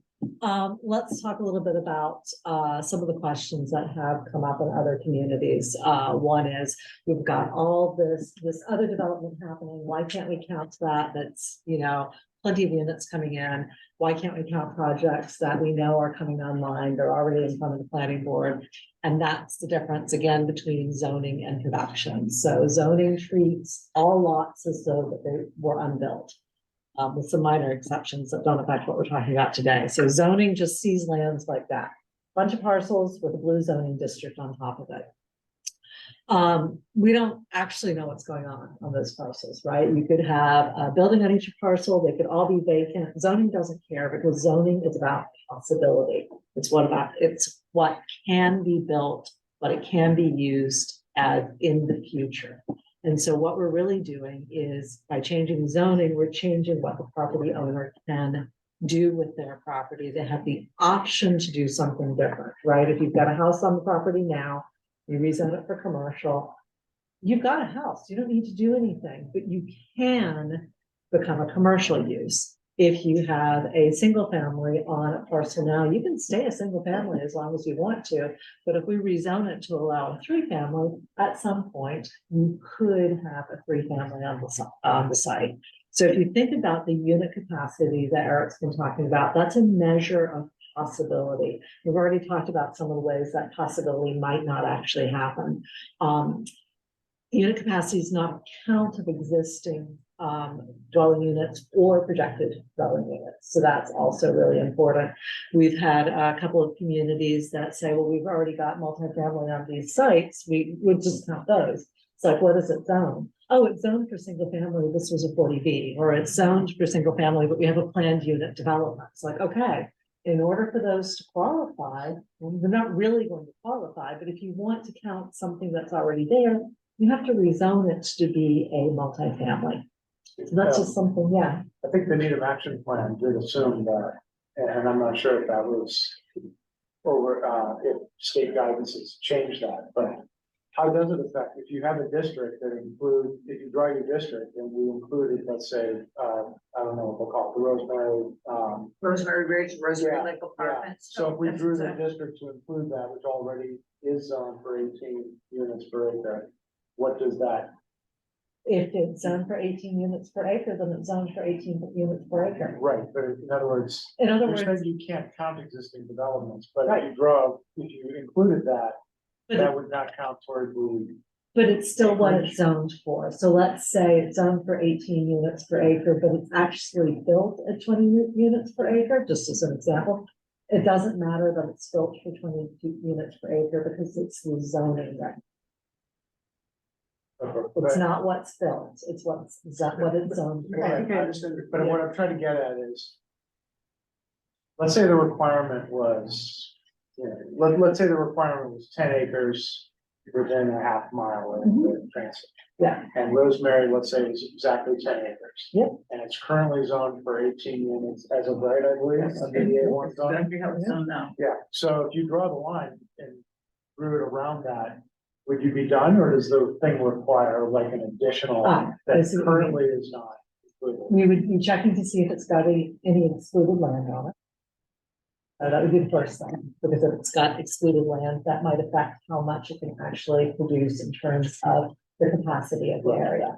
So it's the overall density area, it's a unit capacity that it could produce, but that unit capacity is not related to what's on the land now. So say it, I don't know how many units it is, say it's 105. 105, thank you. It's 105 units now. So if that, if that plus say the excluded land, if that doesn't equal the number of units you need for the model, then it's not going to work, right? You have to have the unit, you have to have the zoned unit capacity, not what's actually there. So if the zone unit capacity is you need 200 units, Yeah. it's at 100, it doesn't matter whether it's 105, it doesn't matter whether it's 300. Yeah. It's the zoned capacity that matters. Right, Yeah, right. to get to the capacity. The interesting thing though is it's unlikely to change, right? If it's already built out of 105 units, probably not gonna change anytime soon. So that's where the zoning comes in terms of, and I don't know the site well enough to know if there's extra land that could be built on in the future. But that gets back to the other things that go in terms of production. You can zone for 100 units or 1,000 units, but those units may not get produced because there's already something on the land. The market's not at the right point to produce them. Newton's already got 12 other projects, or Newton's already got 12 other projects in the area that are coming online in the next 5 years, and your absorption is used up. There's so many other things that go into production. Yeah. I think the narrow question is, if you needed 105 units, and it had 105 units, and you zoned so as to allow 105 units, you're done. Take out the have 105 units. I understand. Yeah, yes. But then you're not done, but you have satisfied the MBTA. If you need It's the 105 narrow units, yeah, if you need 105 units and you go through the model and it's showing that you can produce 105 units at 15 units per acre, et cetera, yes. And you meet the total acreage requirements. and Understood, all those. all that. Yes, exactly. And which leads to the next discussion, I think that we doubt we have information today. But at some point, this is a community-wide effort. Yes. We talked about 1,784 units. That sounds like 1,784 units. And because of the way the thing is written, it's assuming that there's a blank slate. Right, There is not a blank slate. right, We all know that. yes. Except we've never explained that to the citizen. And I think that piece needs to be analyzed and digested and understood and translated. Because ultimately this has to be town meeting. Mhm. A lot of people to approve this. 50%, still need a lot of people to approve this, and we need a lot of context, Mhm. which doesn't exist yet. At the end of this presentation, we're gonna be going through a timeline I know. of this work that will include community engagement efforts, education Understood. efforts, so that, to your point, that's something we absolutely need. Right. So it's gonna be included, not to worry. And that is something, I'm glad you bring it up now, because that is something that we're looking for from all of you is what information do you think the community needs in order to understand what's happening here? We're going very in depth with you. I'm not sure, This is 100 great. people coming to an evening meeting are going to want to know quite as in depth. So hearing from you all what's needed is really important. But understanding your guidance and methodology for Yeah. capacity, infrastructure, traffic and all of that is gonna be really helpful Mhm. because 1,700 units sounds like a lot. But if it comes down to some of those already meet the criteria and it's unlikely they will, so that's the only way that you're gonna be able to prove what really could occur and so that we can plan for it or Mhm. understand how it's gonna impact. What it is. Yeah, and I'm still just want to make sure I understand the thing about Yeah. counting the existing development. I think I understand what you're saying, but it sounds like it's a very technical. Let's see what Katie Technical King has to figure. say. because Okay. she's- I'm just curious, Michael, if this will answer your question. It sounds to me like you're asking if Needham already had a zoning that we thought complied with this law, could we Yeah. just submit it to the state right now and not do any of this? And the answer is yes, we could. Okay. We don't think we have a compliant district. Right, Yeah. yeah, I get that, Yes, but, that's, yeah. but as a practical matter, what I think the housing plan proposal was essentially to make a much bigger A1 district. It sounds like what it is. So if we already have an A1 district, I think I get what you're saying about can't count, but as a practical matter. You that- already have. That a is how, district, that yes. is how it is. Right, so if you, okay. you already have the district, and actually that is one of the first things we'll be testing. It goes back to that play, of does it need to be bigger? Does it need to be applied in more places? Do we need to treat some of the existing components of the zoning? Those are the questions that we'll be answering, as we move through this, so. But also when we did this, that some of the things like this disallowing the mandate of mixed commercial and residential property, something's changed since last year. So I think that's what we're gonna need some guidance on. Yes. Because that could be beneficial to what you're saying compared to, right, it was more restrictive then. Yes. I'll wait, I did have a question about that issue with next use, if you're gonna get to that later, I'll wait. We could don't we- actually, let's talk do that about at it the now. end? Let's do that at the end, Okay. yeah. we I can don't go. care what we say. No. It's not in here, that's why I was thinking. You know what, we can do it in the next, not this slide, that I'm gonna do now, Yeah. which is the next. We have not added that piece because it's so new to this presentation, but we can talk about But it. we should talk about it, yeah. If you want to jump to the next one for the folks at home. So we already touched on this a little bit, so I won't spend too much time on it, but zoning that is compliant, there's some things that you just can't do. So talked about you can't mandate an age restriction. In terms of the making sure that the housing is suitable for families, you can't regulate the size of units in square feet. The bedroom size, the mix of bedrooms, the size of bedrooms in square feet, so the number of occupants in a unit. You cannot mandate mixed use development. In other words, you can't say you must have commercial ground floor. There is something about multifamily development we'll talk about in a little bit. You can have mixed use development in your area, you just can't mandate it. That's the key point. Even under the new rule. Under the old rules, the new rules on mixed use are slightly different. We'll talk about those in a second, but under any of them, you're absolutely allowed to have mixed use in the district. You just can't require it. That is the key. There's affordable housing restrictions, so you can't exceed 10% of the total units offered at no less than 80% of the area median income. However, the economic feasibility analysis will allow you to do a deeper affordability. The new mixed use guidelines. So this is really tricky because a lot of communities have assumed that that means that you can do mandatory mixed use in your area. That's not what you're doing. Essentially, what you can do is say, we have a mixed use district here. We have our MBTA communities district here. We can use a portion of the mixed use district here as a credit towards the number of units. I'm glad to see you nodding. A number of units that we have to have zoned for over here. So it's not that you're putting the districts together. We're essentially using this mixed use district as a little bit of an offset to your MBTA communities active district. We're still waiting to find out some of the guidance from HLC as to how they want to see this calculated. So it's new for everybody, including us.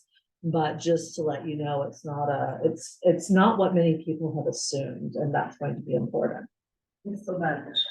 It's still beneficial, absolutely. And in fact, I think where there's a couple of places that we've been talking about where we think it's extremely beneficial.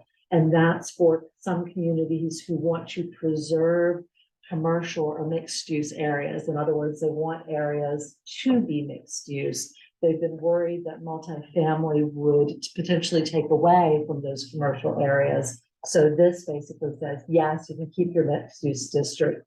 and you get a little bit of a credit over here, so it's absolutely beneficial in that case. In that district, can you say no standalone multifamily is allowed?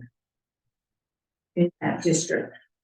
Where you. Yes, because it's not an MBTA communities district, yeah, you Right. do, as a matter of fact, you should be able to. So you're just borrowing units.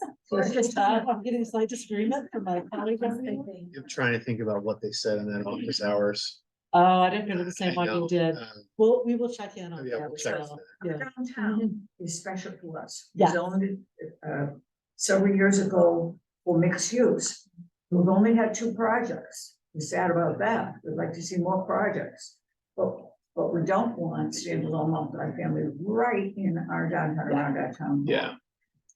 If we could get a credit by allowing it,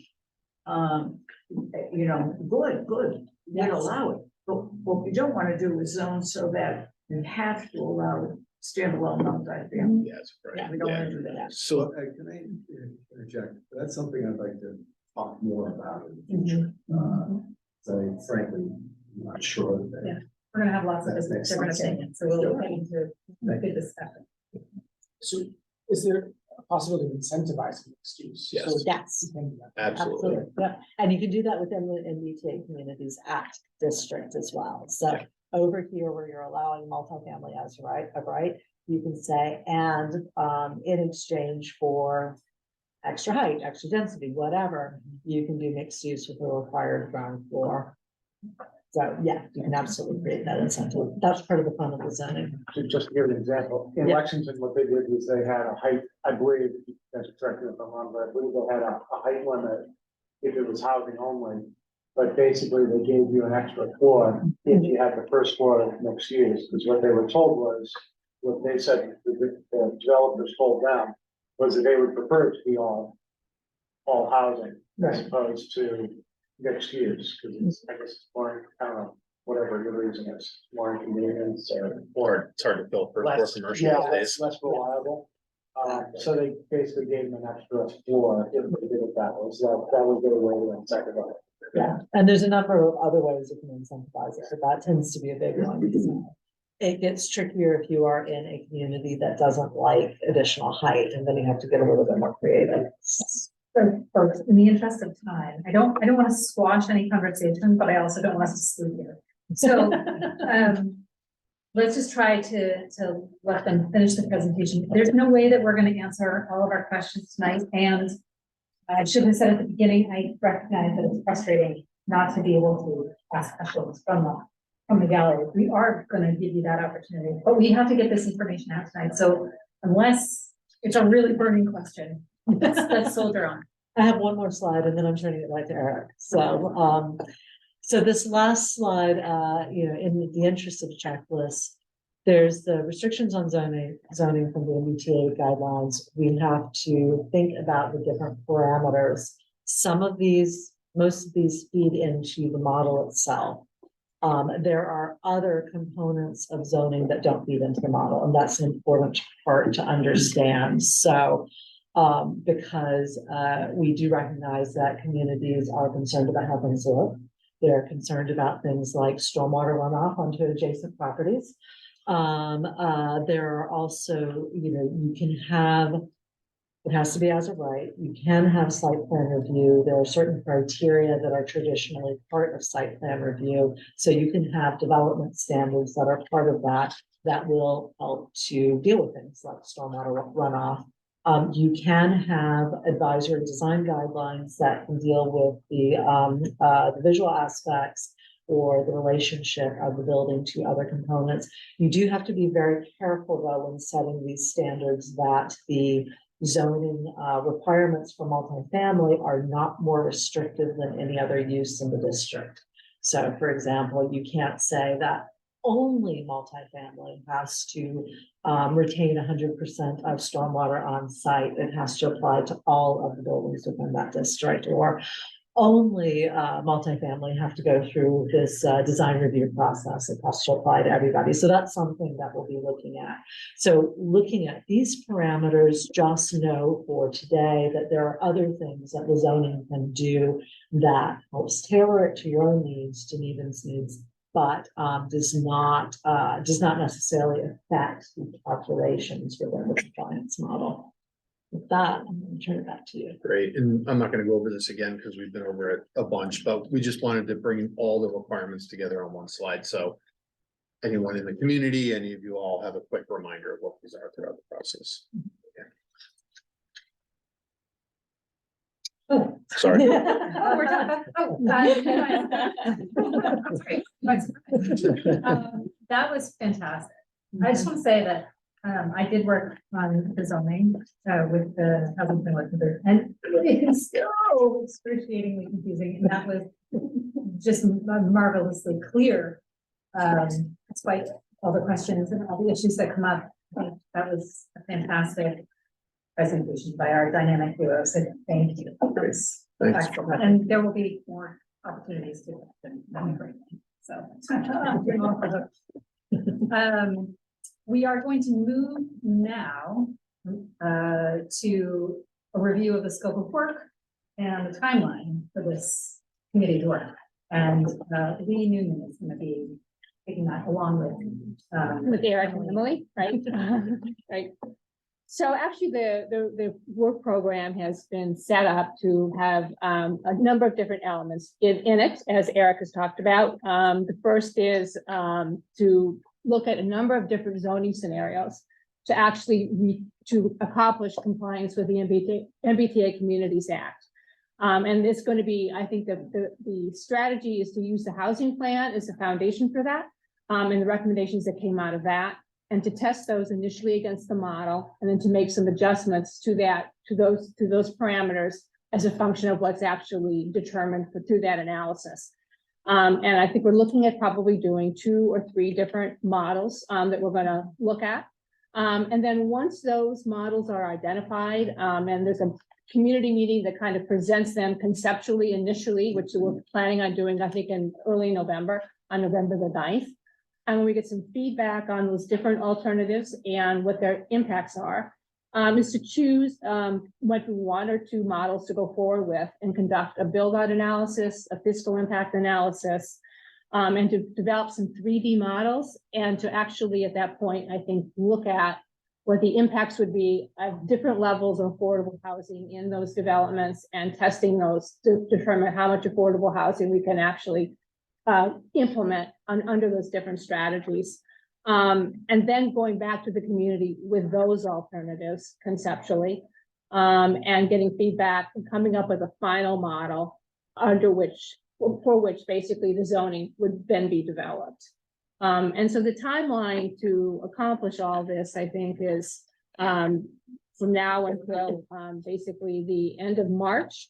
And it's contextually set up with I think the committee meeting once a month, and 3 community meetings. So the first community meeting is a presentation, I think probably initially of the housing plan recommendations, and maybe a model or 2 after that, looking at how it turns out in terms of the compliance analysis.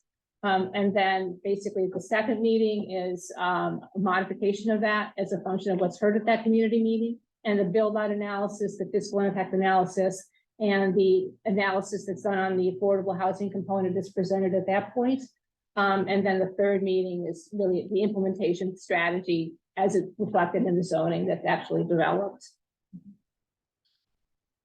So we're not meeting, is this group meeting again before we'll have the initial scenarios? Yes, maybe I should go through some, this group is meeting again on October the 5th. And I think at that point in time, Emily and Eric will have tested the housing model that was in the housing plan, and maybe made some suggestions in terms of modifications and how that ought to be modified in order to secure compliance, and then maybe what some of the items are that might be tested or adjusted. So the yellow are our meetings and the blue are community meetings, is that right? I'm not sure. Yes, I'm sorry. So basically the community meeting, the yellow are basically when the committee would be meeting, and the blue are when the community meetings would be held. And I think the idea is that the committee would be meeting approximately once per month. And that the community meetings are then scheduled sequentially, beginning first, I think, in November with the first community meeting, and the second community meeting in mid-January, and then the third community meeting when the zoning is done in March. I'm just hoping that the initial 2 to 3 models, it sounds like everything's going to narrow down from there. So we want to have as much variety as possible in those 2 to 3 models and as much input as possible before those are created. Because otherwise we might get stuck with We're just reacting. overreaction, exactly. So do we have enough time to do that? Well, I think Are that's we what we, basing it off the report and then That's our housing? start. I think that the foundation is the housing plan itself, which laid out, and I think Natasha's gonna talk about that next, what the recommendations of the housing plan are. Which is basically utilizing the Highland Avenue corridor spine.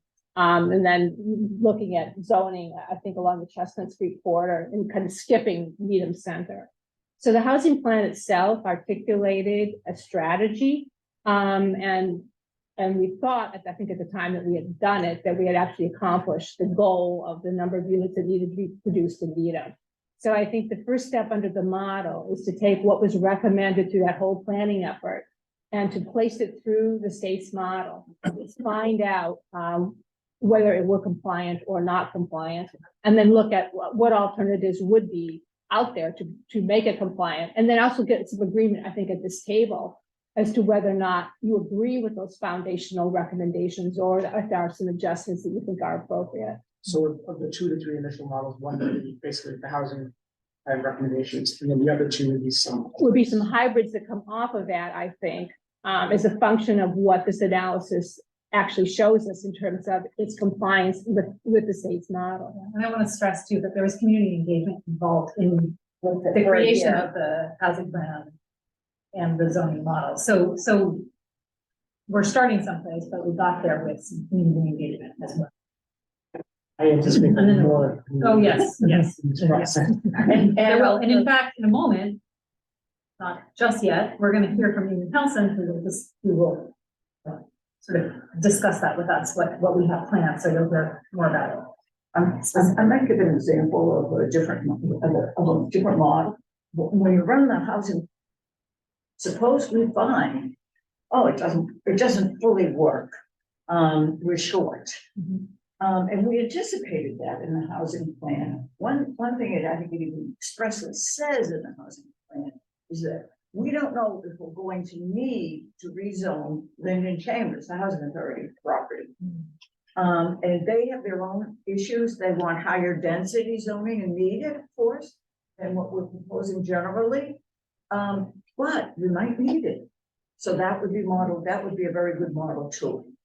But even within, and maybe we can go to the next slide after this, I think what's gonna happen is that after every meeting, we need to determine if the schedule, if the schedule needs to shift, I mean, I think that's gonna be an ongoing, I mean, we know that there's a deadline, but how do we get there is gonna have to be vetted when we meet as a group. So I think it's a somewhat living document, but we do have a deadline. But I think it's important that we agree on when we're gonna target, I think, this first community meeting, and agree that this November 9th date is gonna work. I think one of the efforts that we're gonna make in terms of community engagement is send a postcard out to all the town residents, so they are aware that this process is all being kicked off. And in that, I think we want to communicate when this first community meeting is going to occur, so. And additional methods to get in touch prior to the community. So Right. how to email or what have you to get in touch. Katie, did you have something? Yeah, I just, Natasha made a good point about the context of hone and what schedule we're on, and I just wanted to fill in the gap of time where this ends off in April and what's happening actually then to December 24, which is our deadline for compliance, so that you all have that kind of zoomed out view. So we have this timed out to April for this group, so that in April, we can submit to, the HLC, the acronyms. They said to communities, you can give us your draft districts, but we need 90 days to tell you if we think it's gonna be compliant or not. So we're building in April, May, June of 2024 to give the state that time to review what this group has landed on, to tell us if we think, if it would be compliant, so that we know before we go to town meeting that it would that it would comply. July, so if we hear back from the state, by the end of June, we have July to September. The planning board always, has a formal process under state law by which to vet zoning that goes to town meeting with regulatory timelines built into that. So July to September 2024 is for that process to play out. And if the state comes back to us with what Hone submits and says, here are some things that we think would make this not comply, we have that planning board process to resolve those issues so that we can still stay on track. And then town meeting would be in October.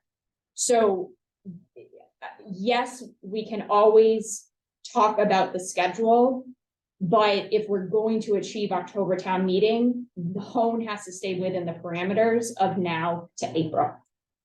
Right, but we can also, if we meet and we're like, oh, I think we need to see something else, and we can vet that for the next meeting, that's a sign to redirect it to get the right information. That's what I guess I was thinking. That we have the meeting set up because we have such a big group, but it's the input that we need. And so one of the things that I want to say is that sometimes I go to town meeting and I hear people saying, we never heard about this, or we never did this, and there are so many venues to discuss this, and I would hope that the community and everyone would give a lot of input so that when we get to that point, it's a lot of the things have been vetted and that we're all in like, you know, by decision making. And I think it's fair to say that if we can't agree, we can increase our meeting frequency. So But the take schedule is that a under schedule. advisement. Right. In addition, I think, we've talked about potentially using some of that sort of dead time, like the time after we've submitted to HLC, for community engagement and education. So we can continue to hold meetings, cross-examine experts, and talk about, the subjects of interest to the community, to explain how we came to our plan, and to make sure that the community does know, so that when we get to town meeting, we don't hear, I've never heard of this before. So we're hoping to use, well, all of the time that we have leading up to October town meeting in 2024. But it is true that in order to make that meeting, we need to submit this thing on time. And that's gonna be our goal, no matter how many times we have, or how late our meetings have to be. But good input is encouraged so that we can keep our schedule. All right, so moving along. Natasha is going to lead us through a review of the basics, not in a lot of detail, because we just No, don't want to sleep here, of what the starting point is from the housing families. so I just wanted to show, this is all in the housing plan, but again, this was done a year ago, things have changed, so even the housing plan will be modified to add all of the new information, and so that's what Kate was saying also. But on the left-hand side is understanding that corridor, and it's mainly between Webster Street all the way down to Junction, to the Chestnut Street corridor, is the area that's already dense, because you can see, you know, there are many buildings, that's the area that was that was looked at by the zoning group as designated to be able to achieve some of the goals with modification. So on the right-hand side, as you can see, the green area is the Needham Heights district up on top. The blue in the middle where the yellow is the central district that was not included at the time because it wasn't allowed to be, but apparently you can prorate some items as we just heard. And then the lower district is the Chestnut district. Street district below. So just to show everyone the districts that were discussed, if you haven't seen the plan fully, but the next slide, we just wanted to kind of give an overview of, it's already been identified some areas as a preliminary study with the information that we had last year. And so these are the 4 recommended starting points. The first one is to allow multifamily housing by right at existing apartment A1 dimensional limits. And that includes a certain number of criteria, and I'll just go through it really quickly. A minimum lot area of 20,000 square feet, minimum frontage of 120, maximum dwelling units per acre of 18 units, maximum FAR or floor area ratio of 0.5, meaning on a 20,000 square foot lot, the maximum square footage that can be built is 10,000 square feet. A minimum setback, front, side, and rear of 20, 20, 20 feet, and then a maximum height of 3 stories or 40 feet. Again, this is preliminary. This was just to get us kickstarted to understand it, so. And then let me just go 3 other ones, and then the location focus on areas along Highland Avenue, as I mentioned, Chestnut Street corridor near transit and where higher density development already exists. Needham Center was intentionally excluded, but now things have changed. And so now, there's other calculations that can be looked at for that. And then the third item is rezoning identified existing single B, SRB and general residence GR districts to A1 requirements by right. And then the fourth one is changing to A1 provisions in business areas that currently allow multifamily housing and others, including some industrial areas that do not. And the minimum lot area would be 10,000 square feet as opposed to 20,000. So those are just the 4 preliminary study to get us kickstarted for this process. Yeah, and I'm just gonna chime in that this, to those who might be watching online, this is all available on the town's website in the 2023 housing plan. Housing plan, Yeah. and I want to point out, and I noticed people thought they had copies of the housing plan, that's great. I used to look on page 33, that's where it starts, and you'll have all the detail, every single. So a reminder that this is just the starting point, and Yeah. some things have changed, but you can familiarize yourself with that there.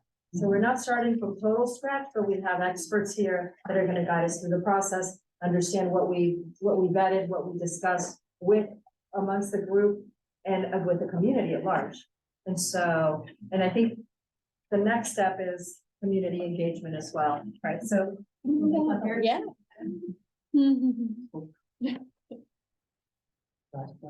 Sure, that's a question, yeah. Oh, I just noticed in a part of the A1 district, I think it currently disallows mixed use. Okay. Is that something? A1 district, A1 right, district no, disallows. no, it's only multifamily housing is allowed in that district, right? But are this is going to be considering the possibility of mixed use? Yeah, well, we need to learn more about what's allowed. And once we know that, then yes, we'll consider it. Okay. I have a quick question. Okay. The current, that map that you had in the house, I looked for this information, I'm really sorry if I missed it, but how many acres is that? How many units is that in the current way? Preliminary. Yeah, in the preliminary. It does meet the requirements Yeah. of both the minimum district size and the minimum unit capacity. I And the don't remember the- contiguous So it's also. Like barely or like by? What we don't know, and what our consultants are going to help us with is how much of the land in the area is included land. Right. So we need And to whether run it's it through them all. town-owned land, like strangely, our A1 zoning district includes St. Joseph's Church. And some of St. Joseph's School. Now, that might be considered excluded land. That's the kind of thing we didn't have the ability to run this thing through the GIS. We don't really understand it. That's where we. So have we the were meeting it. consultants. We Yeah. were meeting it by a little bit, I think, and we need to understand, but then things change. So now you can prorate some other things from the, so we don't know. We don't know, and it wasn't done on a parcel by parcel basis, which is certainly gonna impact the end result. Okay. So now, we're moving along. Everyone, we're gonna hear about our public engagement process. We're hearing from you now from Amy Hilton, the Director of Communication and Community Engagement. Thank you for having me. So the objective for all of this is basically to educate stakeholders about the MBTA communities law and make them aware of opportunities to provide input and feedback to hone. As the working group identifies the areas to be rezoned in Needham, the community voice needs to be heard. So the goal is really to ensure that every stakeholder is aware of this effort, is informed about Hone's work, and knows about the opportunities to share their input and provide feedback. So I know this is a very lofty goal, but I would love it if there's never one person in Needham that says, I had no idea that was going on. I never heard of this. So we are going to make every effort to ensure that everybody knows what the MBTA communities and home is all about. So we need to identify the stakeholders. There are lots of them, and there's obviously going to be overlap. We have homeowners, renters, commercial property owners, developers, businesses, employees. We have subsets of these groups, seniors, town meeting members, persons with disabilities, etc. But we need to identify also, what do we think the community needs to know and wants to know? This is a very complex issue. So we need to educate but not overwhelm. So this, we don't need to reinvent the wheel necessarily. There's been other communities that have done, great work in putting communication materials out and already done, looked out there to see what has been done. Examples have been shared with me. So certainly if anybody comes across anything in another community, feel free to share it with me. I would appreciate it. So we're going to share information certainly on the town's website. There's going to be background on the MBTA community zoning, which is already there. The HONE objectives already there, but we're going to make it again very user-friendly, easy to digest information. And we'll have FAQs, starting to put those together. So that was something that we can certainly circulate. If there's questions that you hear that come up a lot, share them with me. Again, I want to make this as easy as possible for folks to get the information they need. As we mentioned, we are going to have community meetings. So the website will also not only highlight the dates of the community meetings, but how folks can actually share the input. Community meetings are November, January, and March. The dates shared. But how are we going to promote these? So certainly through town communications, we've got the notify me list on the town's website. We have the weekly newsletter that goes out, which the subscription level for that continues to grow. We have our social media pages. We're going to do 2 townwide postcard mailings mailed to all residents. And then we've got, of course, the traditional media outlets. We've got the Needham Channel, Needham Local, we've got the Needham Observer, Hometown Weekly, Boston Globe. And then there's going to be in-person engagement opportunities, community events. We've got the Harvest Fair coming up on October 1st, which brings in, hundreds, if not thousands of people to our town center, the Needham Farmers Market.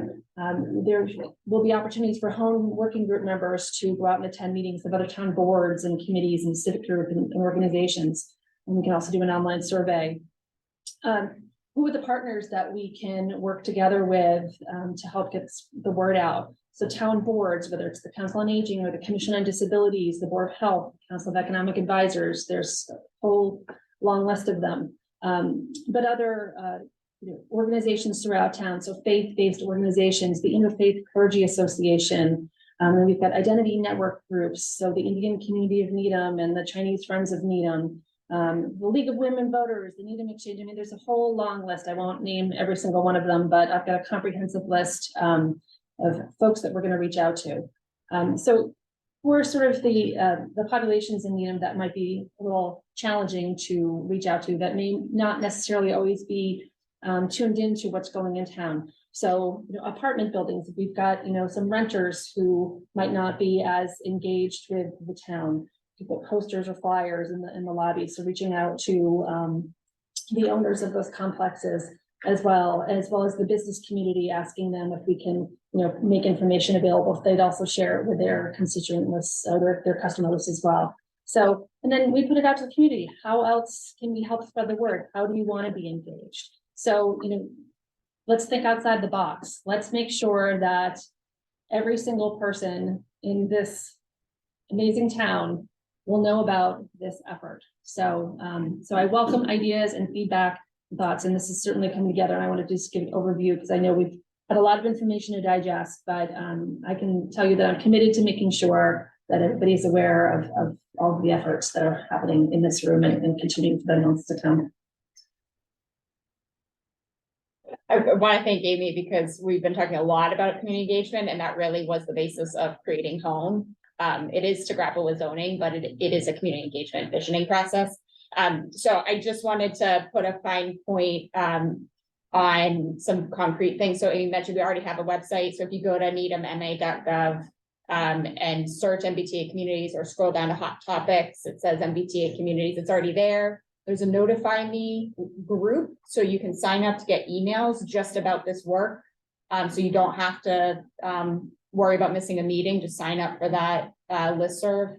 And for folks that want to email us at any time, at any point, now until April, planning@needhamma.gov is the email that, I mean, you can email anybody and it'll find its way to us, but that's the best one to use.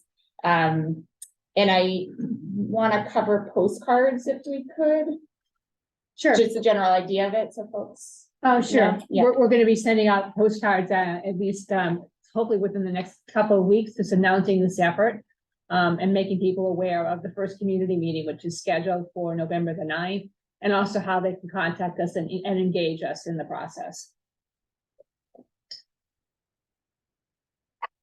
Communication to the schools, it seems like that demographic of the younger parents. Yeah, the PTC, they're on my list as well to reach out to, the heads of the PTCs to make sure that they're aware and they can then funnel the information out to their networks as well. Is that meeting then, is that Powers Hall? Is that where it will be? That's where we're trying to, it hasn't been confirmed yet, but that is the goal. That is the goal. I think November the 9th. necessarily on our postcard, it's gonna be subject to change, because we're projecting out quite a ways, but it will have the basic information of where people can go to find the more accurate, November? closer to. Yeah, so, just, you never know, you got a snowstorm. Understood. So, but it will point people to where they can find the accurate information that they need to attend or to zoom in and what have you. All right, so thank you. Okay, so our agenda says comments and questions. We've had a lot of questions, but I imagine there are more. We're not gonna be able to get into all of the detail, but who has questions about process or what comes next? I just want to comment that I think our October 5th meeting is going to be a very important one. Because you don't have much time, but what you say you're going to do is run, the proposals that are in our plan, see if they work. See some options, if these don't work, what are the options? And you're gonna have that all back to us by October 5th, that's great. We don't sleep well. And in response to what Josh said about how will we know what's going to be presented, I think that's when we'll know, I'm just thinking about how much work there is to do. I'm wondering the group's comfort of starting meetings at 6:30 or 6, or if 7 is a preferable time. I think it depends on the date. depends on the date. Okay, So October 5th. thank you. So maybe, October 5th.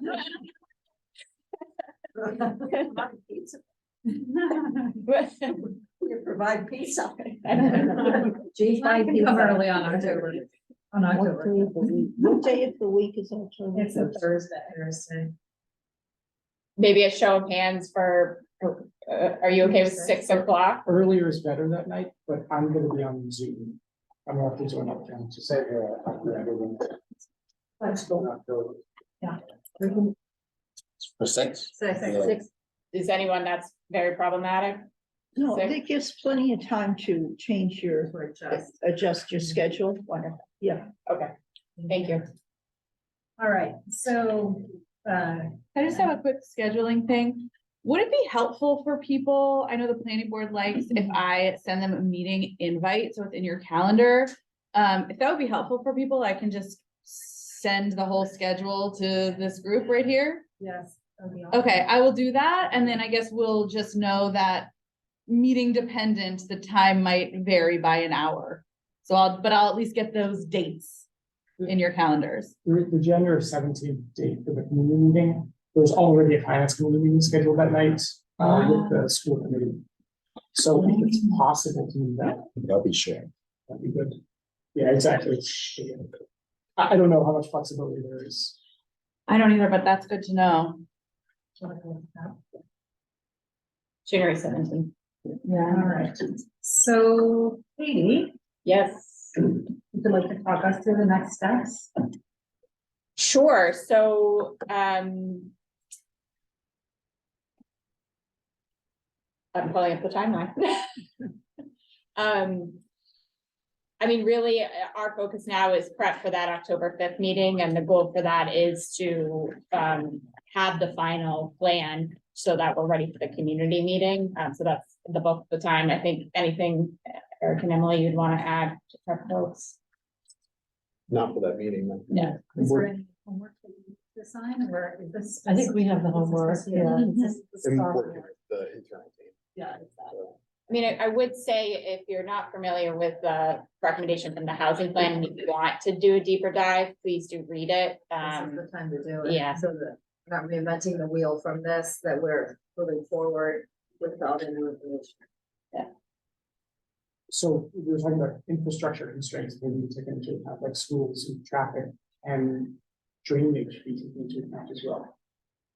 I don't even know about traffic. I mean, we're not traffic engineers, so it's not really our specialty. Schools, absolutely. Fiscal, absolutely.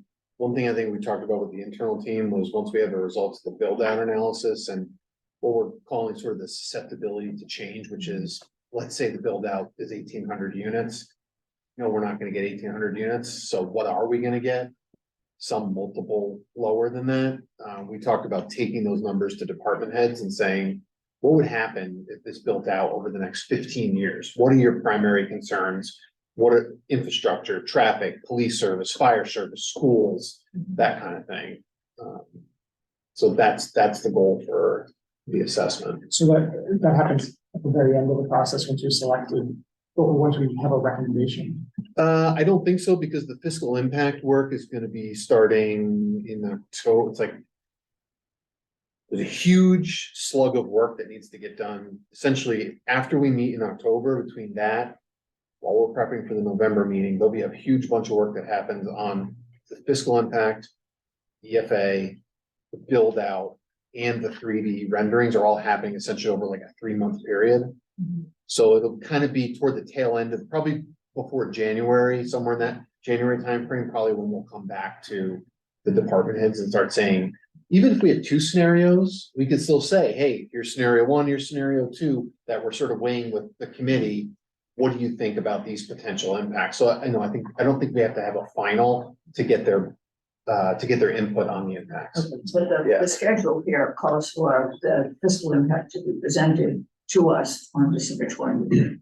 Yeah, so I'm saying between October and I think it's like January, there's a whole bunch of work that needs to happen. All those things need to happen over that period of time. And they'll be presented to this committee stepwise so that we don't come to you with a 12-hour meeting. Do we already have, I think the planning board probably somewhere has some economic analysis from the past. Because I've seen a 2-page summary done by someone named John Connery, I believe it was 2016, as part of the Wexford project, the Wexford overlay. We don't have a fiscal impact analysis on what this build out would be and the scenario and what the projected build out would be. That has not been done yet for this. I mean, we had John Connery did an analysis when we were looking at rezoning the Muzzy site, which was kind of an analysis based upon that industrial zoning that was done. And when we did the zoning for Needham Center and the Chestnut Street corridor, we did a fiscal impact analysis. But we have not done that yet for what we think will be the build out scenario along this corridor as a function of this rezoning. And that's one of the things, that's part of the scope of work for this project. But I mean, can we get some of those previous ones that have been done? I mean, I would assume. Sure, I certainly, I have the fiscal impact analysis that was done for the Muzzy site, and there was also a fiscal impact analysis that was done at the time Needham Center was done and Chestnut Street corridor was done. And the rezoning actually mirrors that with just a conversion from a special permit use to an as right use, so that build out will probably be comparable. Okay. Although those analyses are old, but I'll be glad to share them with you. Okay, yeah, because as I said, I think there's a 2-pager that's online, but I think it's summarizing something that was more comprehensive, and that was for, I think what's known as the Wexford, is the overlay that was done behind Staples. And I believe that was for 250. Oh, the mixed use you're talking about. John Connery had also done, I think, a piece of work for the industrial zoning along Google Street. Yes, Okay. I have that. I can share that with you. Yeah, I just think those would be useful as part of the mix. I wouldn't think there'd be that much difference between 250 units at Staples or wherever area and 250. I mean, there might be some difference scattered around Right. town or something, but I wouldn't think materially there would be that much difference, for instance, on. That's something pretty like good, that's probably school a tax. good model, actually, Yeah, a good Well- foundational model. yeah, because he had concluded that, he had some conclusions about cost factors, at the time. And I think his conclusion was that, like, with, even with a modest number of one bedroom, units, I think the cost factor he had was something like 0.6. In other words, for every, it would be 60 cents cost per dollar that was brought in. In other words, net positive, so. Right. And but the school department did a very good study about 3 years ago. Well-known consultant that they've used before and came up with figures on among the numbers of children who were generated by multifamily housing. And people are surprised to hear how really low that figure is. And they recognize that when you have an affordability requirement, is more apt to be children in the affordable units than in the market rate. But it was a very good, very clear study and very helpful when we said there were proposed 240 units at Muzzy. All of the children in the schools, but no, I mean, the studies show that there's very few children in all that. Is that study available? Oh, yes, Thank certainly. you. Just one caution on that study with Wexford Street. Is that was in the context of the special permitting process? Yes, This is, That's this is right. as a prime. And which leads me to another question.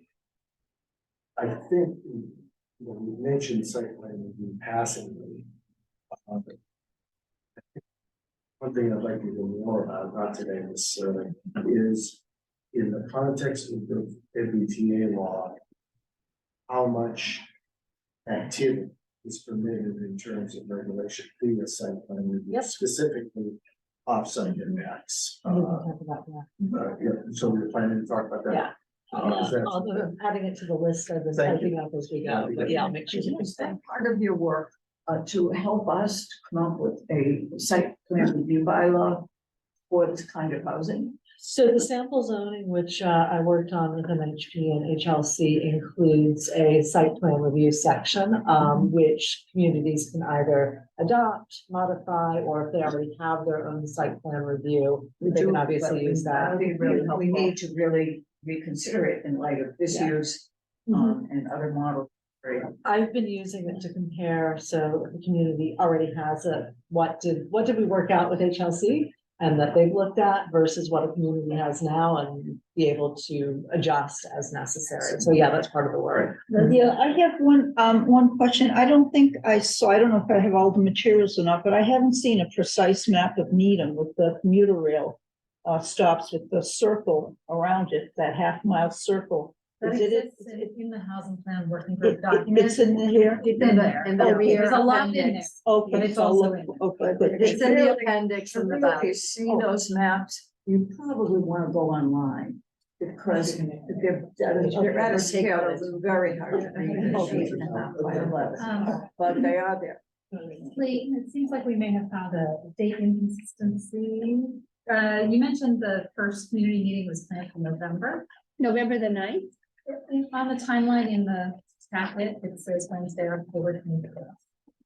So we probably just. That's what I had yesterday also. Yeah, there was a revised packet. So what is it? It's on the 9th of November. November the 9th, Thursday, November 9th. Okay. That's the post date, Thursday, November 9th. Is that Yes. right? That's what I said. Yeah, I thought I had the revised packet. My apologies. Sorry about the confusion on that. We did show revision on that. Especially on the site plan review, Lexington just did they had to redo theirs after, because they passed their thing in May. And actually, I think they just passed it about 4 weeks ago. So basically, I've become, email buddies with the head of the planning board there. Guy named Bob Peters, and he also came to a meeting I hosted, 3 months back in Rio. Along with one of the other planning board members. So before this meeting, I emailed him and was asking if there were any updates. He said that there were no proposals to build yet. Heard from a few people on a few lots that have some interest, but basically a lot of it being held up because they haven't reviewed their site plan review process. Kevin, did you have something? Be great if we could get Yeah. a copy of that. Emily, maybe this is for you, but, looking at the map, a lot of that area in the map is some of the more prone areas that hit on the, August 8th rain. And there is a push to manage stormwater and to control it. Can that go into zoning or site? I'm not sure the slot, but certainly what we're proposing is in the danger zone, Island Ave. Right, discussion on a project by project basis, we'll map it, and some of that may end up being excluded land, we need to look at what's exactly flooded.